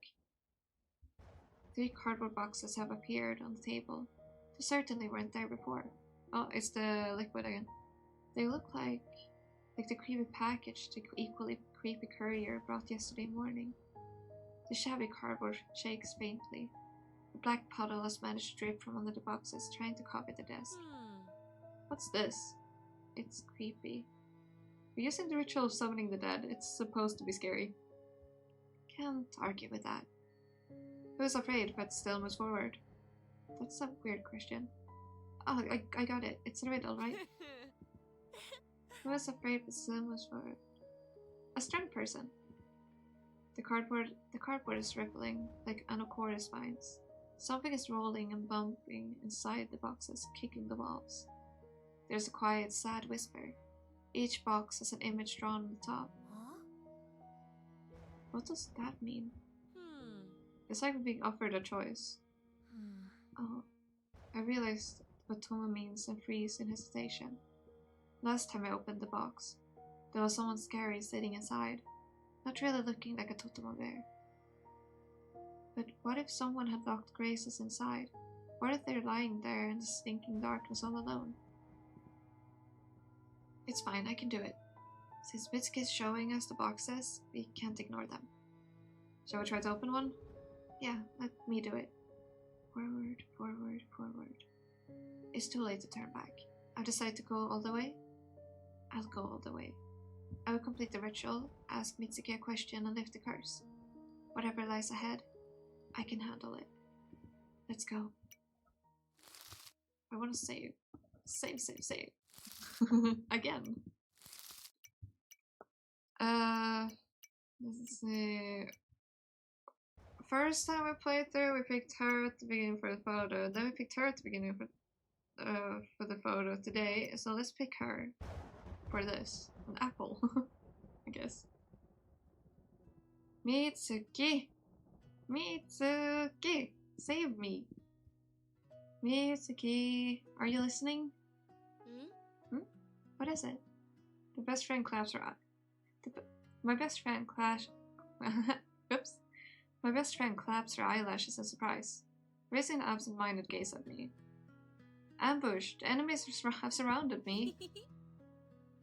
Not enemies, just classmates. Mystic-obsessed morons. As always, after school, Mitsuki and I huddle in my room and discuss the day's events. My friend is sitting on a wild green-colored poop. She herself resembles a poop. Her character is soft, airy, and supple. Next to Mitsuki, I feel like a crude barbarian from a cave, and my success in sports only reinforces this impression. But even invisible barbarians are trapped by a saber-toothed tiger sometimes. I'm doomed. Don't exaggerate. You don't get it. Humans are just like animals. If you disobey the leader of the pack, you're casted out. You can't be alone or indifferent. Bullying is serious though. Oh. We go to the same school, but we're in different classes. Mitsuki has a very vague idea of the trouble I'm in. No one will bully you. Haru, everyone loves you. You and your brother are the stars, our athletic talents. Mitsuki always smiles as if nothing in the world can upset her. Usually I admire her positive attitude, but this day I'm not in the mood. Mitsuki! Is it really that bad? Absolutely. Otherwise I wouldn't have been suffering. And I can help somehow? Yeah, I'm begging you, without you I'm doomed. Dead. I'll be gone from this reality. Mitsuki laughs softly again. I'm serious. Tell me properly. What happened? I straighten up and stare at Mitsuki in all seriousness. Even the atmosphere in the room seems to change. I've told you about the ritual that's so popular in the school right now, yeah? I remember. The one from Shamrock. Hell's take this stupid site. Who even came up with the idea of putting all the scary stuff in one place? It isn't discussed in my class so far. It is in ours. At every damn corner, it's the same old thing. Ritual, ritual, ritual. Isn't it normal? I mean, everyone likes mysticism today. And in a week, they'll get bored with it and come up with something else. Doesn't matter if it's normal or not. In our class, everyone has completed it. Only I haven't. And Mystical Bloom is just gaining momentum, enriching Shamrock with all sorts of delusional articles. You're joking, right? It can't be. She seems to start realizing what I'm getting at. My voice becomes serious. I make an anguished face. It can, oh yeah, it can. And there's no way out of this. The law of the pack means give the law of the pack. At every break, the pack leaders approach me and hover over me, asking when I'm fine to get together and go. I cringe. Remember the smug faces of the boys and girls leaning over my desk. I can physically feel that one wrong word and I'll be burned at the stake. Sometimes I feel that I like to dramatize and exaggerate, but right now I'm not kidding. One boy called the ritual absurd and a load of crap. He was beaten up in the restroom. The classmates are obsessed, no kidding. I stare at Mitsuki with a pleading look. She ponders it, putting her index finger to her lips. Then I'm afraid you really have no choice. But I don't think you need to worry much. We used that magic book of your cousin all the time ourselves. Aren't all these rituals invented to tickle the nerves? They're scary, sure, but they don't really work. I know. Well, here you go. But this exact ritual scares me shitless. Do you remember the gist of it? You can use to ask the dead one question. If you do everything correctly, they answer. If not, you or someone dear to you dies in 6 days. The undead rips out the tongue of those who dare to ask them a question that failed the ritual. Why does every story like that have to involve someone's death? Doesn't this make it more scary? It creeps me out to even think about the undead. Why do I have to ask them anything? Why do they have to answer? How do they even know anything about me and my life? I shake my head in, I think she said annoyance, but oops. Annoyance, yeah. Where do you think I should even ask? About the weather on this weekend? Maybe find out what awaits us after death. I'd rather not know. Besides, it's absurd. What undead? What are we, in kindergarten? Ah. What did the classmates have to, who have performed the ritual say? Did they see them then? I fidget nervously. Some say that they indeed saw ghosts. But you know how boys are. They read lots of horror manga and brag about sitting alone in a graveyard for 3 days and 3 nights. First they're seeing shadows, then someone's grabbing their feet. Some of them even mistook our local vagrant for a walking dead. Gotta dehydrate. Fierce big eyes. I feel like I shouldn't give these people voices because I can't. Some prefers to say silent with mysterious look, as if they've seen things that mere mortals are better off not knowing about. A sigh. Exactly! And I seriously doubt they've fulfilled all the conditions, but so far everyone's alive and well. And this is good. Naturally, there are geniuses who failed the ritual and the favorite goldfish died the next morning. Then maybe there's no need to worry. I'd be happy to, except I don't want to go on. But I feel that otherwise Mitsuki wouldn't get the depth of the problem. There's one girl. She had completed the ritual a month ago. She returned to the school pale, wounded, and generally tormented. Tormented? You're exaggerating as always. I swear, Mitsuki. Well, that doesn't prove she was attacked by the undead. She showed her hands. There were visible fingerprints on them, as if someone was grabbing her forcefully and not letting her escape. You've been talking about bullying just now? No one bullied her. I would have known, and the handprints were big, like an adult's. Oh. Then her parents showed up at school and blamed all the male teachers. I'm surprised you didn't know. When you just said all that, I really start to remember something. Sometimes Mitsuki can be very absent-minded. Even though she's a much better student than me, a mediocre C. Anyway, they never found the culprits, and the girl said that... What? The ritual worked. Worked? Meaning? You know what meaning. Brimming with emotion, I waved my arms. She asked a question and the dead answered. Answered how? She asked some ridiculous question about a boy she liked. Something like, will we be together? And so, when she already completed the ritual, calmed down a little and was about to head home, a voice sounded right at her ear, as if from the grave itself. The voice said, What? You will never see him again. And? Are they alright? I make a heavy sigh.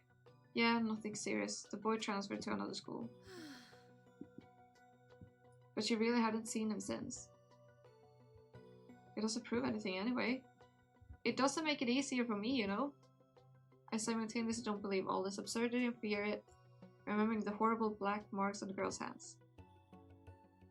What if you lie? Say that you did it while not doing anything. It's not so easy. They're all asking for a picture. A photo of a ghost? What ghost? No, proof that you really went there at night. And if they aren't satisfied with the quality, they will send you back to consolidate the result. Aren't they crossing the line? They don't think so. My brother did the same ritual the other day. Stupid. Even your brother? Mitsuki seems surprised to the core. Though he never got the answer to his question. What did he ask? Something about their ways to make a blog popular. A weird question asked to undead. 100% my brother lied. No one believes that the dead will answer, hence the joke questions. Besides, I stammer. Haru?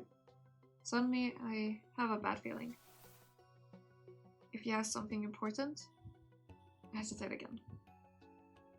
Wouldn't you be afraid to hear the answer? Mitsuki stays silent for a while, then nods in agreement. I wouldn't have risked it. Neither would I. But what exactly do you want from me? What exactly do you want from me? Right, come with me, I'm begging you. If I go alone, I die of fear. Is it allowed? Till the ritual begins, it is, then it isn't. But at least this way, please. I'm really afraid. Mitsuki's looking at me for a long time, as if in doubt, but I know beforehand that she wouldn't abandon her friend in distress. Were roles reversed, I'd go too if she asked. Alright. I almost throw myself on her neck in joy. It's like a weight off my shoulders. Mitsuki just can't help but support. Yay! What's with the noise? Ah, nothing. Be on your way. My brother is already on the doorstep, scratching the back of his head in irritation. His hair looks like he's just woken up. No way, I'm curious what you're railing about. All the neighborhood could hear. Don't tell me it's about the ritual. Seriously? I turn to Mitsuki for support, but she is sitting as if she were rooted, staring at the wall with round eyes. I thought you don't believe in all this garbage. Of course it's absurd, complete and utter nonsense. What about you, Mitsuki? When brother's nearby, Mitsuki is turning into a Buddha statue. It's gonna be a while before she regains her senses. Absurd. So you won't go? I will. If you manage, I'll make it somehow. His face suddenly stretches, taking on an unhealthy hue. Are you serious? Dead serious. Then at least be careful. He doesn't see anything else and retires to his room. What's gotten into him? Always mocking. Fine. We'll show him. Yeah. And we're together, no ghosts can stop us. Of course.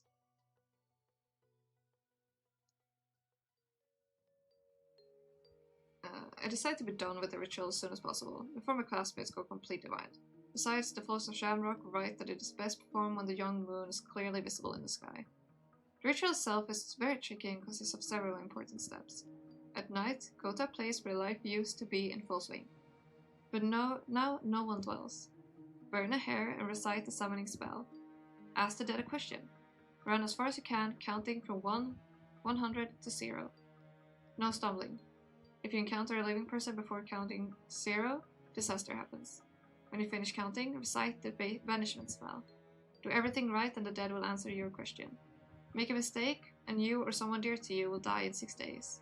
The undead will gladly rip out your tongues. What a load of crap. Idiots from the class even found the perfect location.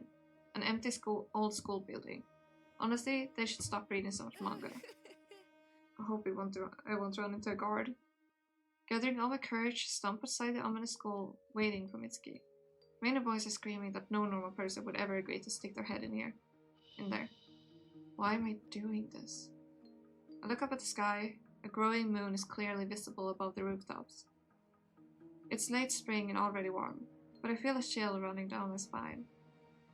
I feel like someone is looking at me from the broken windows. I'd only be happy if it's just my stupid classmates who decide to play a prank and hid in the school rooms beforehand. There seems to be a slight creak of floorboards coming from the bowels of the building. Maybe it's a guard? Or is it the rustling of vines nestled against cracked walls? Prickly thorns twitch slightly, as if slowly creeping from place to place. For a moment, it even seems that there's a reason and open windows lurking in these thickets. It's starting to really creep me out. Where are you, Mitsuki? Have you chickened out? It's absurd. My best friend wouldn't let me down. Haru! Mitsuki runs towards me, clutching her phone in her hand with the flashlight on. You're late. Sorry, my dad delayed me. Why, are you scared to be alone? Like before an exam? Except this time I'm the one asking questions. Well, since you're joking, everything's fine. I sure hope so. Alright, let's go. The sooner we begin, the sooner we'll be done with this. The open window looks like a bottomless hole. I really don't want to go inside. I think that's what it says. Oops. Don't want to go in there. Okay. In the horror stories from Shamrock, participants of such walks never come home. That's absurd. But also scary nonetheless. I would not do that for sure. I'm a scaredy cat. Through and through. 1 second. Let's just respond to a message real quick. There we go. The building greets us with an eerie silence. There's trash scattered everywhere. It's hard to believe that once upon a time, living people were walking these creepy hallways. This gloomy place is no longer fit for talking, studying, or laughing. Now only draughts can live here, playing with the peeling paint. 1 second.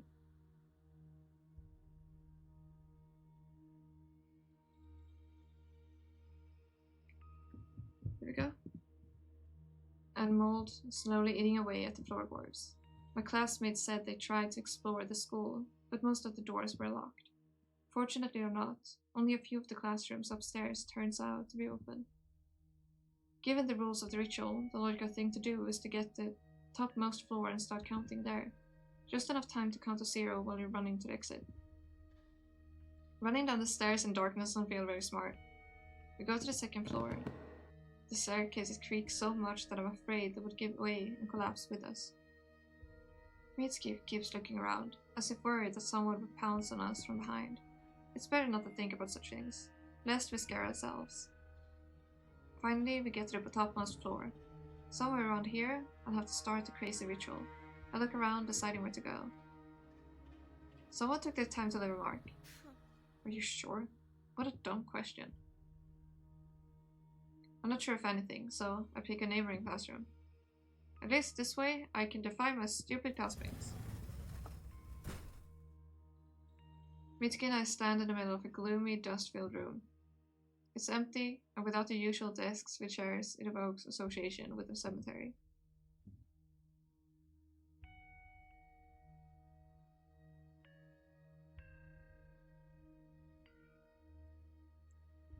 The night air no longer feels warm. I'm shivering slightly. The only thing I can see out the window is the sickle of the crescent moon. I hear nothing except my and Mitsuki's breathing, and the eerie silence is getting on my nerves. It's like I'm listening to every rustle on purpose, which makes me even more frightened. Mitsuki is looking around fearfully. We're really here. I can't believe it. It's like a whole other world. Here, the netherworld. I never thought it's scary in school at night. Alright, let's begin. Where is it? I pull up my smartphone and hold it out to Mitsuki. Take a photo of me for these idiots. Make it visible that I'm actually in a classroom. Sure. Mitsuki grabs the phone and takes a few steps back. In the darkness, she bumps her back against the teacher's desk and yelps weakly. Mitsuki, don't scare me like that. Okay, sorry. Alright, taking a photo of you now. Look at the apple.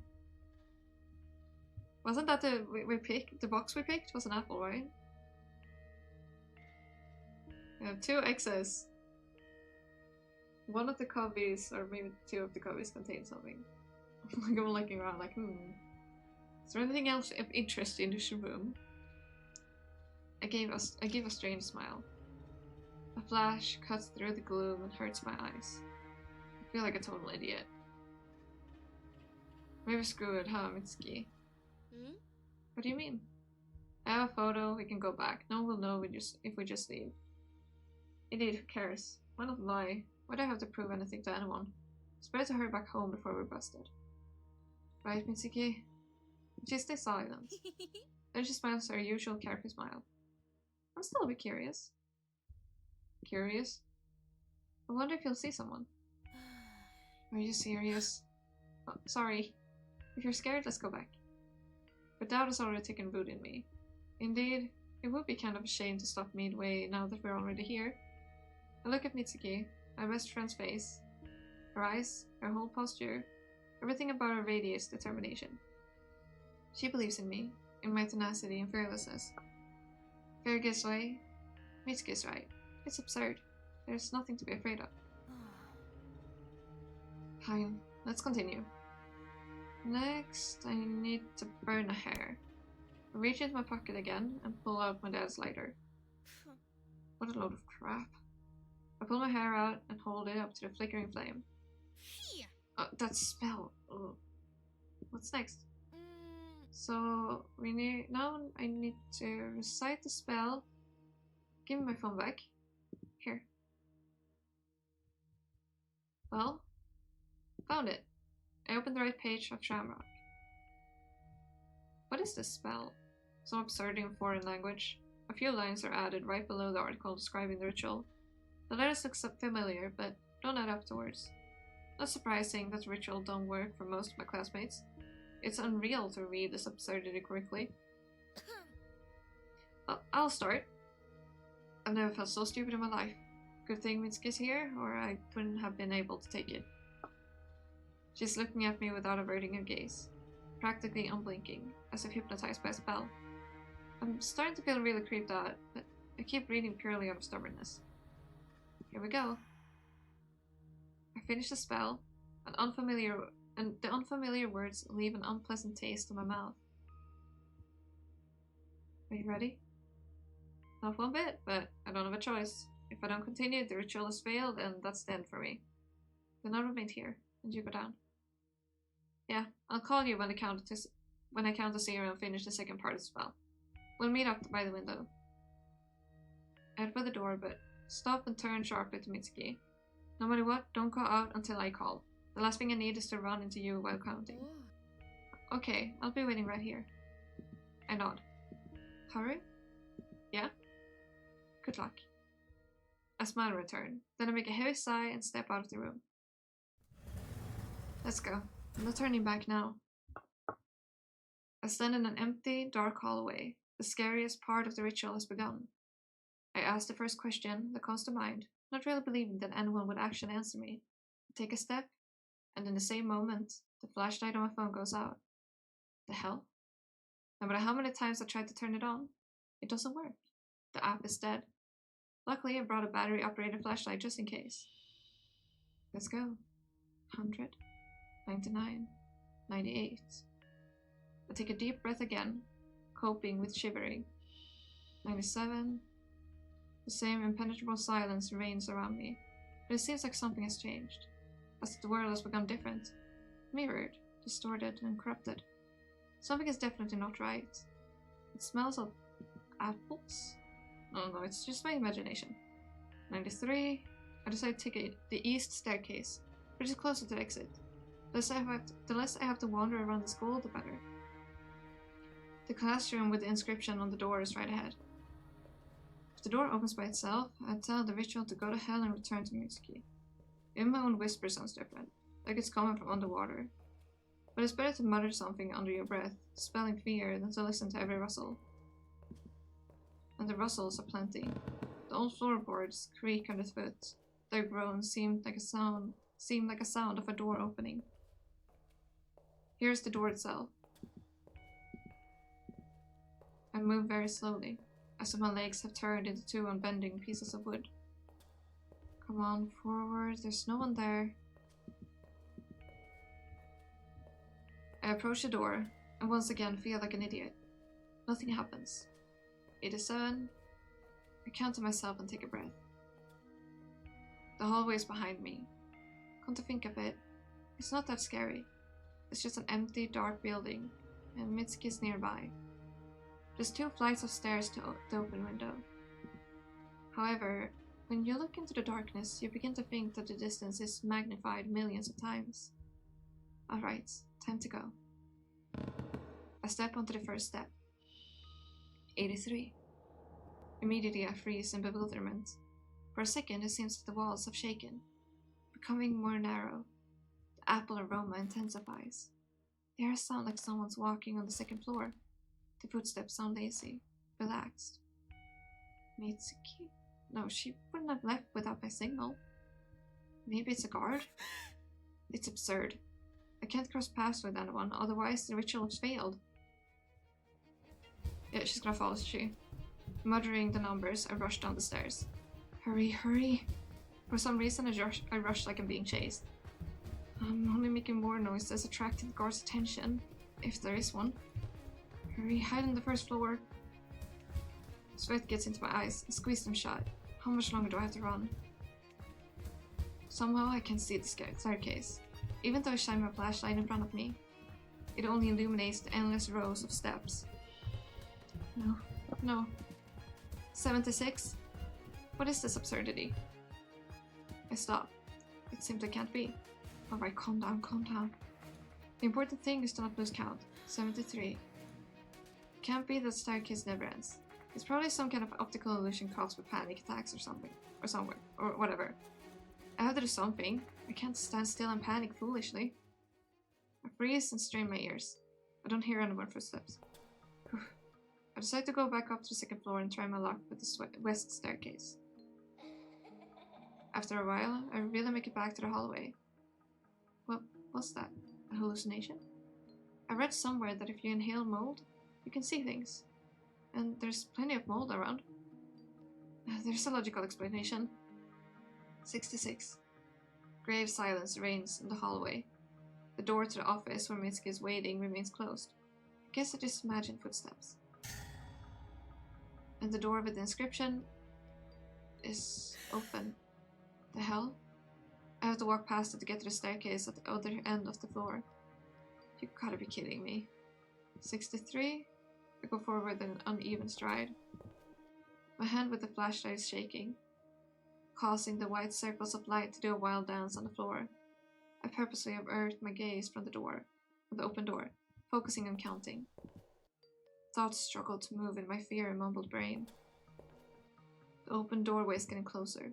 The darkness is so thick that anyone can hide in it. I count very slowly, carefully, as if trying to defuse a bomb. 60, 59, 58. When will it end? As I pass the open door, I close my eyes. I can't bring myself to look into the black doorway. There's no one there. As long as I'm not looking, no one would touch me. No one. 55. Once I get past the door, I open my eyes. There's no one up ahead. No Mitsuki, no watchman, no ghost. Except someone's heavy gaze is drilling into my back. I try to calm down, but the feeling only gets stronger. He is there. He's definitely there. The undead. I turn around sharply, thrusting the flashlight towards like a blade. No, there's no one there. Is it my imagination again? There's no other explanation. Huh? I notice something bright on the floor. My hand reaches for the object on its own. My fingerprints touch something sticky. A candy? Something moves under the wrapper, and I quickly yank my hand away. The apple aroma returns. Right, the apple candy. But where did it come from? Has someone dropped it while performing the ritual? Or is it a message from the undead? Very funny. I'm scaring myself again. I hurry toward the stairs, chasing the panic out of my thoughts. There I pray to all the gods I can remember that the staircase doesn't do any more tricks. 46. I get lucky. This time I successfully end up on the first floor. Nothing to be scared of. Just one flight of stairs remains. An incomprehensible noise comes from downstairs, from the ground floor, like someone lazily moving desks, scratching the floor with them. The sound is coming closer. I begin to recognize someone's hoarse breathing in it. What the hell is it this time? I rushed back to the second floor in terror. Out of the corner of my eye, I noticed that an inscription has appeared on the wall of the stairwell. Look up. Why? I stopped, feeling a sudden sense of danger. A cloying scent is all around me. It's so thick that I feel like I can't move. Like it's reaching inside me, turning my organs into a stinking apple bunch. I feel nauseous. My mind doesn't have time to stop the body. I look up. There is someone up there on the stairwell. A black figure, barely discernible among the shadows. The only eye is burning with otherworldly fire. Our gazes meet for a moment, the undead smelling of apples. It's here. It came. It caught up to me. Now its long curled fingers will thrust forward, dig into my flesh, rip up my insides and replace them with apple candies. The sounds from the ground floor are getting closer. It sounds like someone is scrabbling and breathing heavily at the bottom of the stairs. My mind goes blank.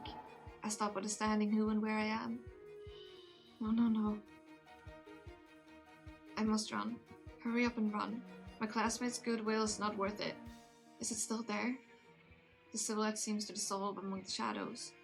Vanished. Did I really see someone? Or was it my imagination? My thoughts pile up, one on top of the other, preventing me from assessing the situation. Did I see someone or not? Should I continue the ritual? It's so scary. I'm all alone in the middle of the shitstorm. Alone. Hush, calm down. It can't all be true, but the classmates would have been behaving differently. None of them had encountered any ghosts or undead. So they aren't here. They aren't here, and that's final. Do I even have to keep it up? Because of this stupid count, I'm nervous and jumping at shadows like a fool. When you're alone, the world becomes more scary than it actually is. Scary. Isn't it dangerous? We can actually do choices now. It's the start of the choices. Okay, let's be sensible. It's absurd. I'm sure it's my classmates messing around. Someone has dressed up as a monster and is now rolling on the floor laughing, watching my terrified face. Very funny, I concede. Scary as hell, now go home. I shrug, expelling the accumulated tension, and call Mitsuki. We're wrapping up. Oh, oops. Oh yeah, I can go back. Nice. The ritual is over. Meet me outside. Oh, I thought we would tell her that we didn't finish it. Oh, no. Oops. Yeah, that's not good, is it? Oh well. Without any trouble, I make it to the ground floor and climb out the open window into the shell of the night. The apple aroma is gone. I become more and more certain that it was just as much of an illusion as the other horrors I've imagined because of fear. Or my stupid classmates had sprayed the hallways with fruit flavoring. Idiots, nothing to be done with them. Mitsuki thinks I've successfully completed the ritual. It's for the best. I don't want to bother her again. If the rules are not followed, either the failed summoner or those dear to them die. Mitsuki, as my best friend, is among the victims, or rather, she would have been if the ritual had been real. It's just a setup by my classmates. Right? I'm sick of it. I nearly banged my head against the wall, wondering if I'd made the worst mistake of my life. What if the ritual is real? What if I failed at it miserably? There's a quiet rustle somewhere nearby. A small piece of paper slid under the door. My brother sent me a note, probably with a sneer. Of course, my brother wouldn't be nice. Stop screaming like a rabid tanuki. Stop screaming like a rabid raccoon. You're gonna be alright. Tears come out of my eyes. My brother, albeit a dummy, is still trying to be supportive. Thanks. And he is close to me as my mom and dad. His kid isn't the only one in danger of falling victim to undead. Oh no. I crumble the paper in my fist and sprint out in the hallway, giving it into a rush of sudden panic. I bang on the perpetually closed door to my brother's room. Hey, are you there? You definitely are. Open up, it's urgent. The blows echo throughout the whole house, so my brother hurriedly opens the door. The invariable sour expression of a distressed man tired of vanity is frozen on his face. What do you want? Danger! Have you hit your head? No, listen. I push him inside the room. My brother is a sports nut. His walls are covered with posters of his favorite soccer players. There is a special place in his heart for the athletes who have excelled despite their small stature. Against the background of images of walls and slogans, there are strange papers looking like protective charms. I'll show Spain. You and our parents are in danger. Brother rolls his eyes tiredly. Oh yeah? I open my mouth to talk about going to the old school building, but the words freeze on my tongue. Brother warned me to be careful and not go into dangerous places. I ignore the advice and put my family in mortal danger. I'm a fool. You see danger, magic. Brother's about to return to the computer, but freezes half-turned. I don't know exactly what's going to happen, but something very bad. Do you feel anything strange? Like a cloying aroma that sometimes tickles your nostrils. You mean this? Sonny smiles, wide, carefree, mischievous, and strokes my head. Never before has he allowed himself to do such a thing. So you're a coward, eh? I'm worried. About me, Mom and Dad? Yeah. So cute. Ow. I kick him in the ankle with the tip of my slipper. Brother immediately sighs irritably and waves his hand in the air as if to ward off a pesky gnat. Don't get mad. I know about the danger. You know? Of course I do. Sorry not to notice when there's anger directed at you. That makes the panes in windows vibrate. Anger? Stop asking to repeat. It's annoying. Yeah, anger. Someone or something is up to no good. I think the idiots in class have played the ritual too much. I did say that magic is no joke. For a second, there's a flicker of genuine longing in Brother's gaze. What should we do? Don't whine. Nothing's gonna happen to us. I've immediately protected the house with amulets and mirrored the curse. Have you been reading too much manga? Brother's ears turned scarlet. If you don't want to believe it, then don't. Either way, we'll be fine. Alright. Despite the sheer stupidity of what I've heard, I've somehow calmed down. Never before has my brother looked so trustworthy and mature, even though he was born only a few minutes before me. I turn to leave, but a sudden realization pierces my chest with an icy needle. Wait, what do you mean mirrored? Nothing special. The curse we followed whenever we casted it. Seems fair enough to me. Yeah, fair. Brother nods contentedly and sits down at the computer. I stagger back into my room and settle on the bed. Whoever casted it. Technically, no one was casting it on purpose. It's a punishment for the failed ritual. Who in that case is the initiator? The ghosts themselves? Or a human who had disrupted the ritual? Not funny. I'm completely confused. Is the summoning real, or are my classmates having fun scaring particularly impressionable kids? Does my brother have the power to ward off against the curse? If he does, will it fall on me? My thoughts turn into chaos. I don't understand what I should do. I'm just going with the flow, acting all chipper. Mitsuki have noticed that something is wrong with me, but any word she says flows past my ears. Her face blurs into an abstract blot. The world has become a realm of puppets saying things and performing some irrational actions. I, on the other hand, am somewhere on the outside, in utter confusion and incomprehension. It's physically impossible to concentrate on anything except counting the days. The curse is to fall at the 6th day after the failed ritual. Soon, very soon. I'm both dreading and yearning for the fateful day. I can't stand the waiting any longer. The decisive night has come. A folded in half piece of paper slides under the door. Don't worry, we are safe. It's you who are safe, not me. I never had the heart to admit that Mitsuki and I went to the old school building. Brother would have been angry and disappointed. And it's absurd. Absurd. I've really lost my mind if I think that my dumb brother is a powerful sorcerer capable of warding off evil. Undead don't exist. I lie in bed and pull a blanket over my head, as if it can protect me from evil. No, it's silly. I shouldn't think about it. There's no evil. And no undead. I'll get up in the morning, laugh at my brother, and apologize to Mitsuki for my weird behavior. In the morning, I'll be my old self.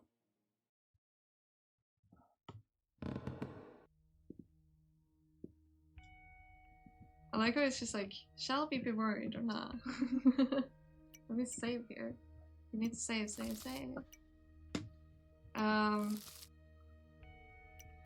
Let's do it. this. Oh, I see the bad ending thing. It says horror bad ending. Does that mean it's bad? Oh no. Okay, so I'm actually gonna have to end it here, so I'll send us on a raid to give some free hugs. Let's see here. Let's head over to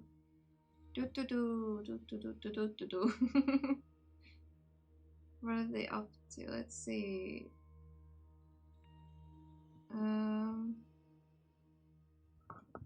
See here? We can go to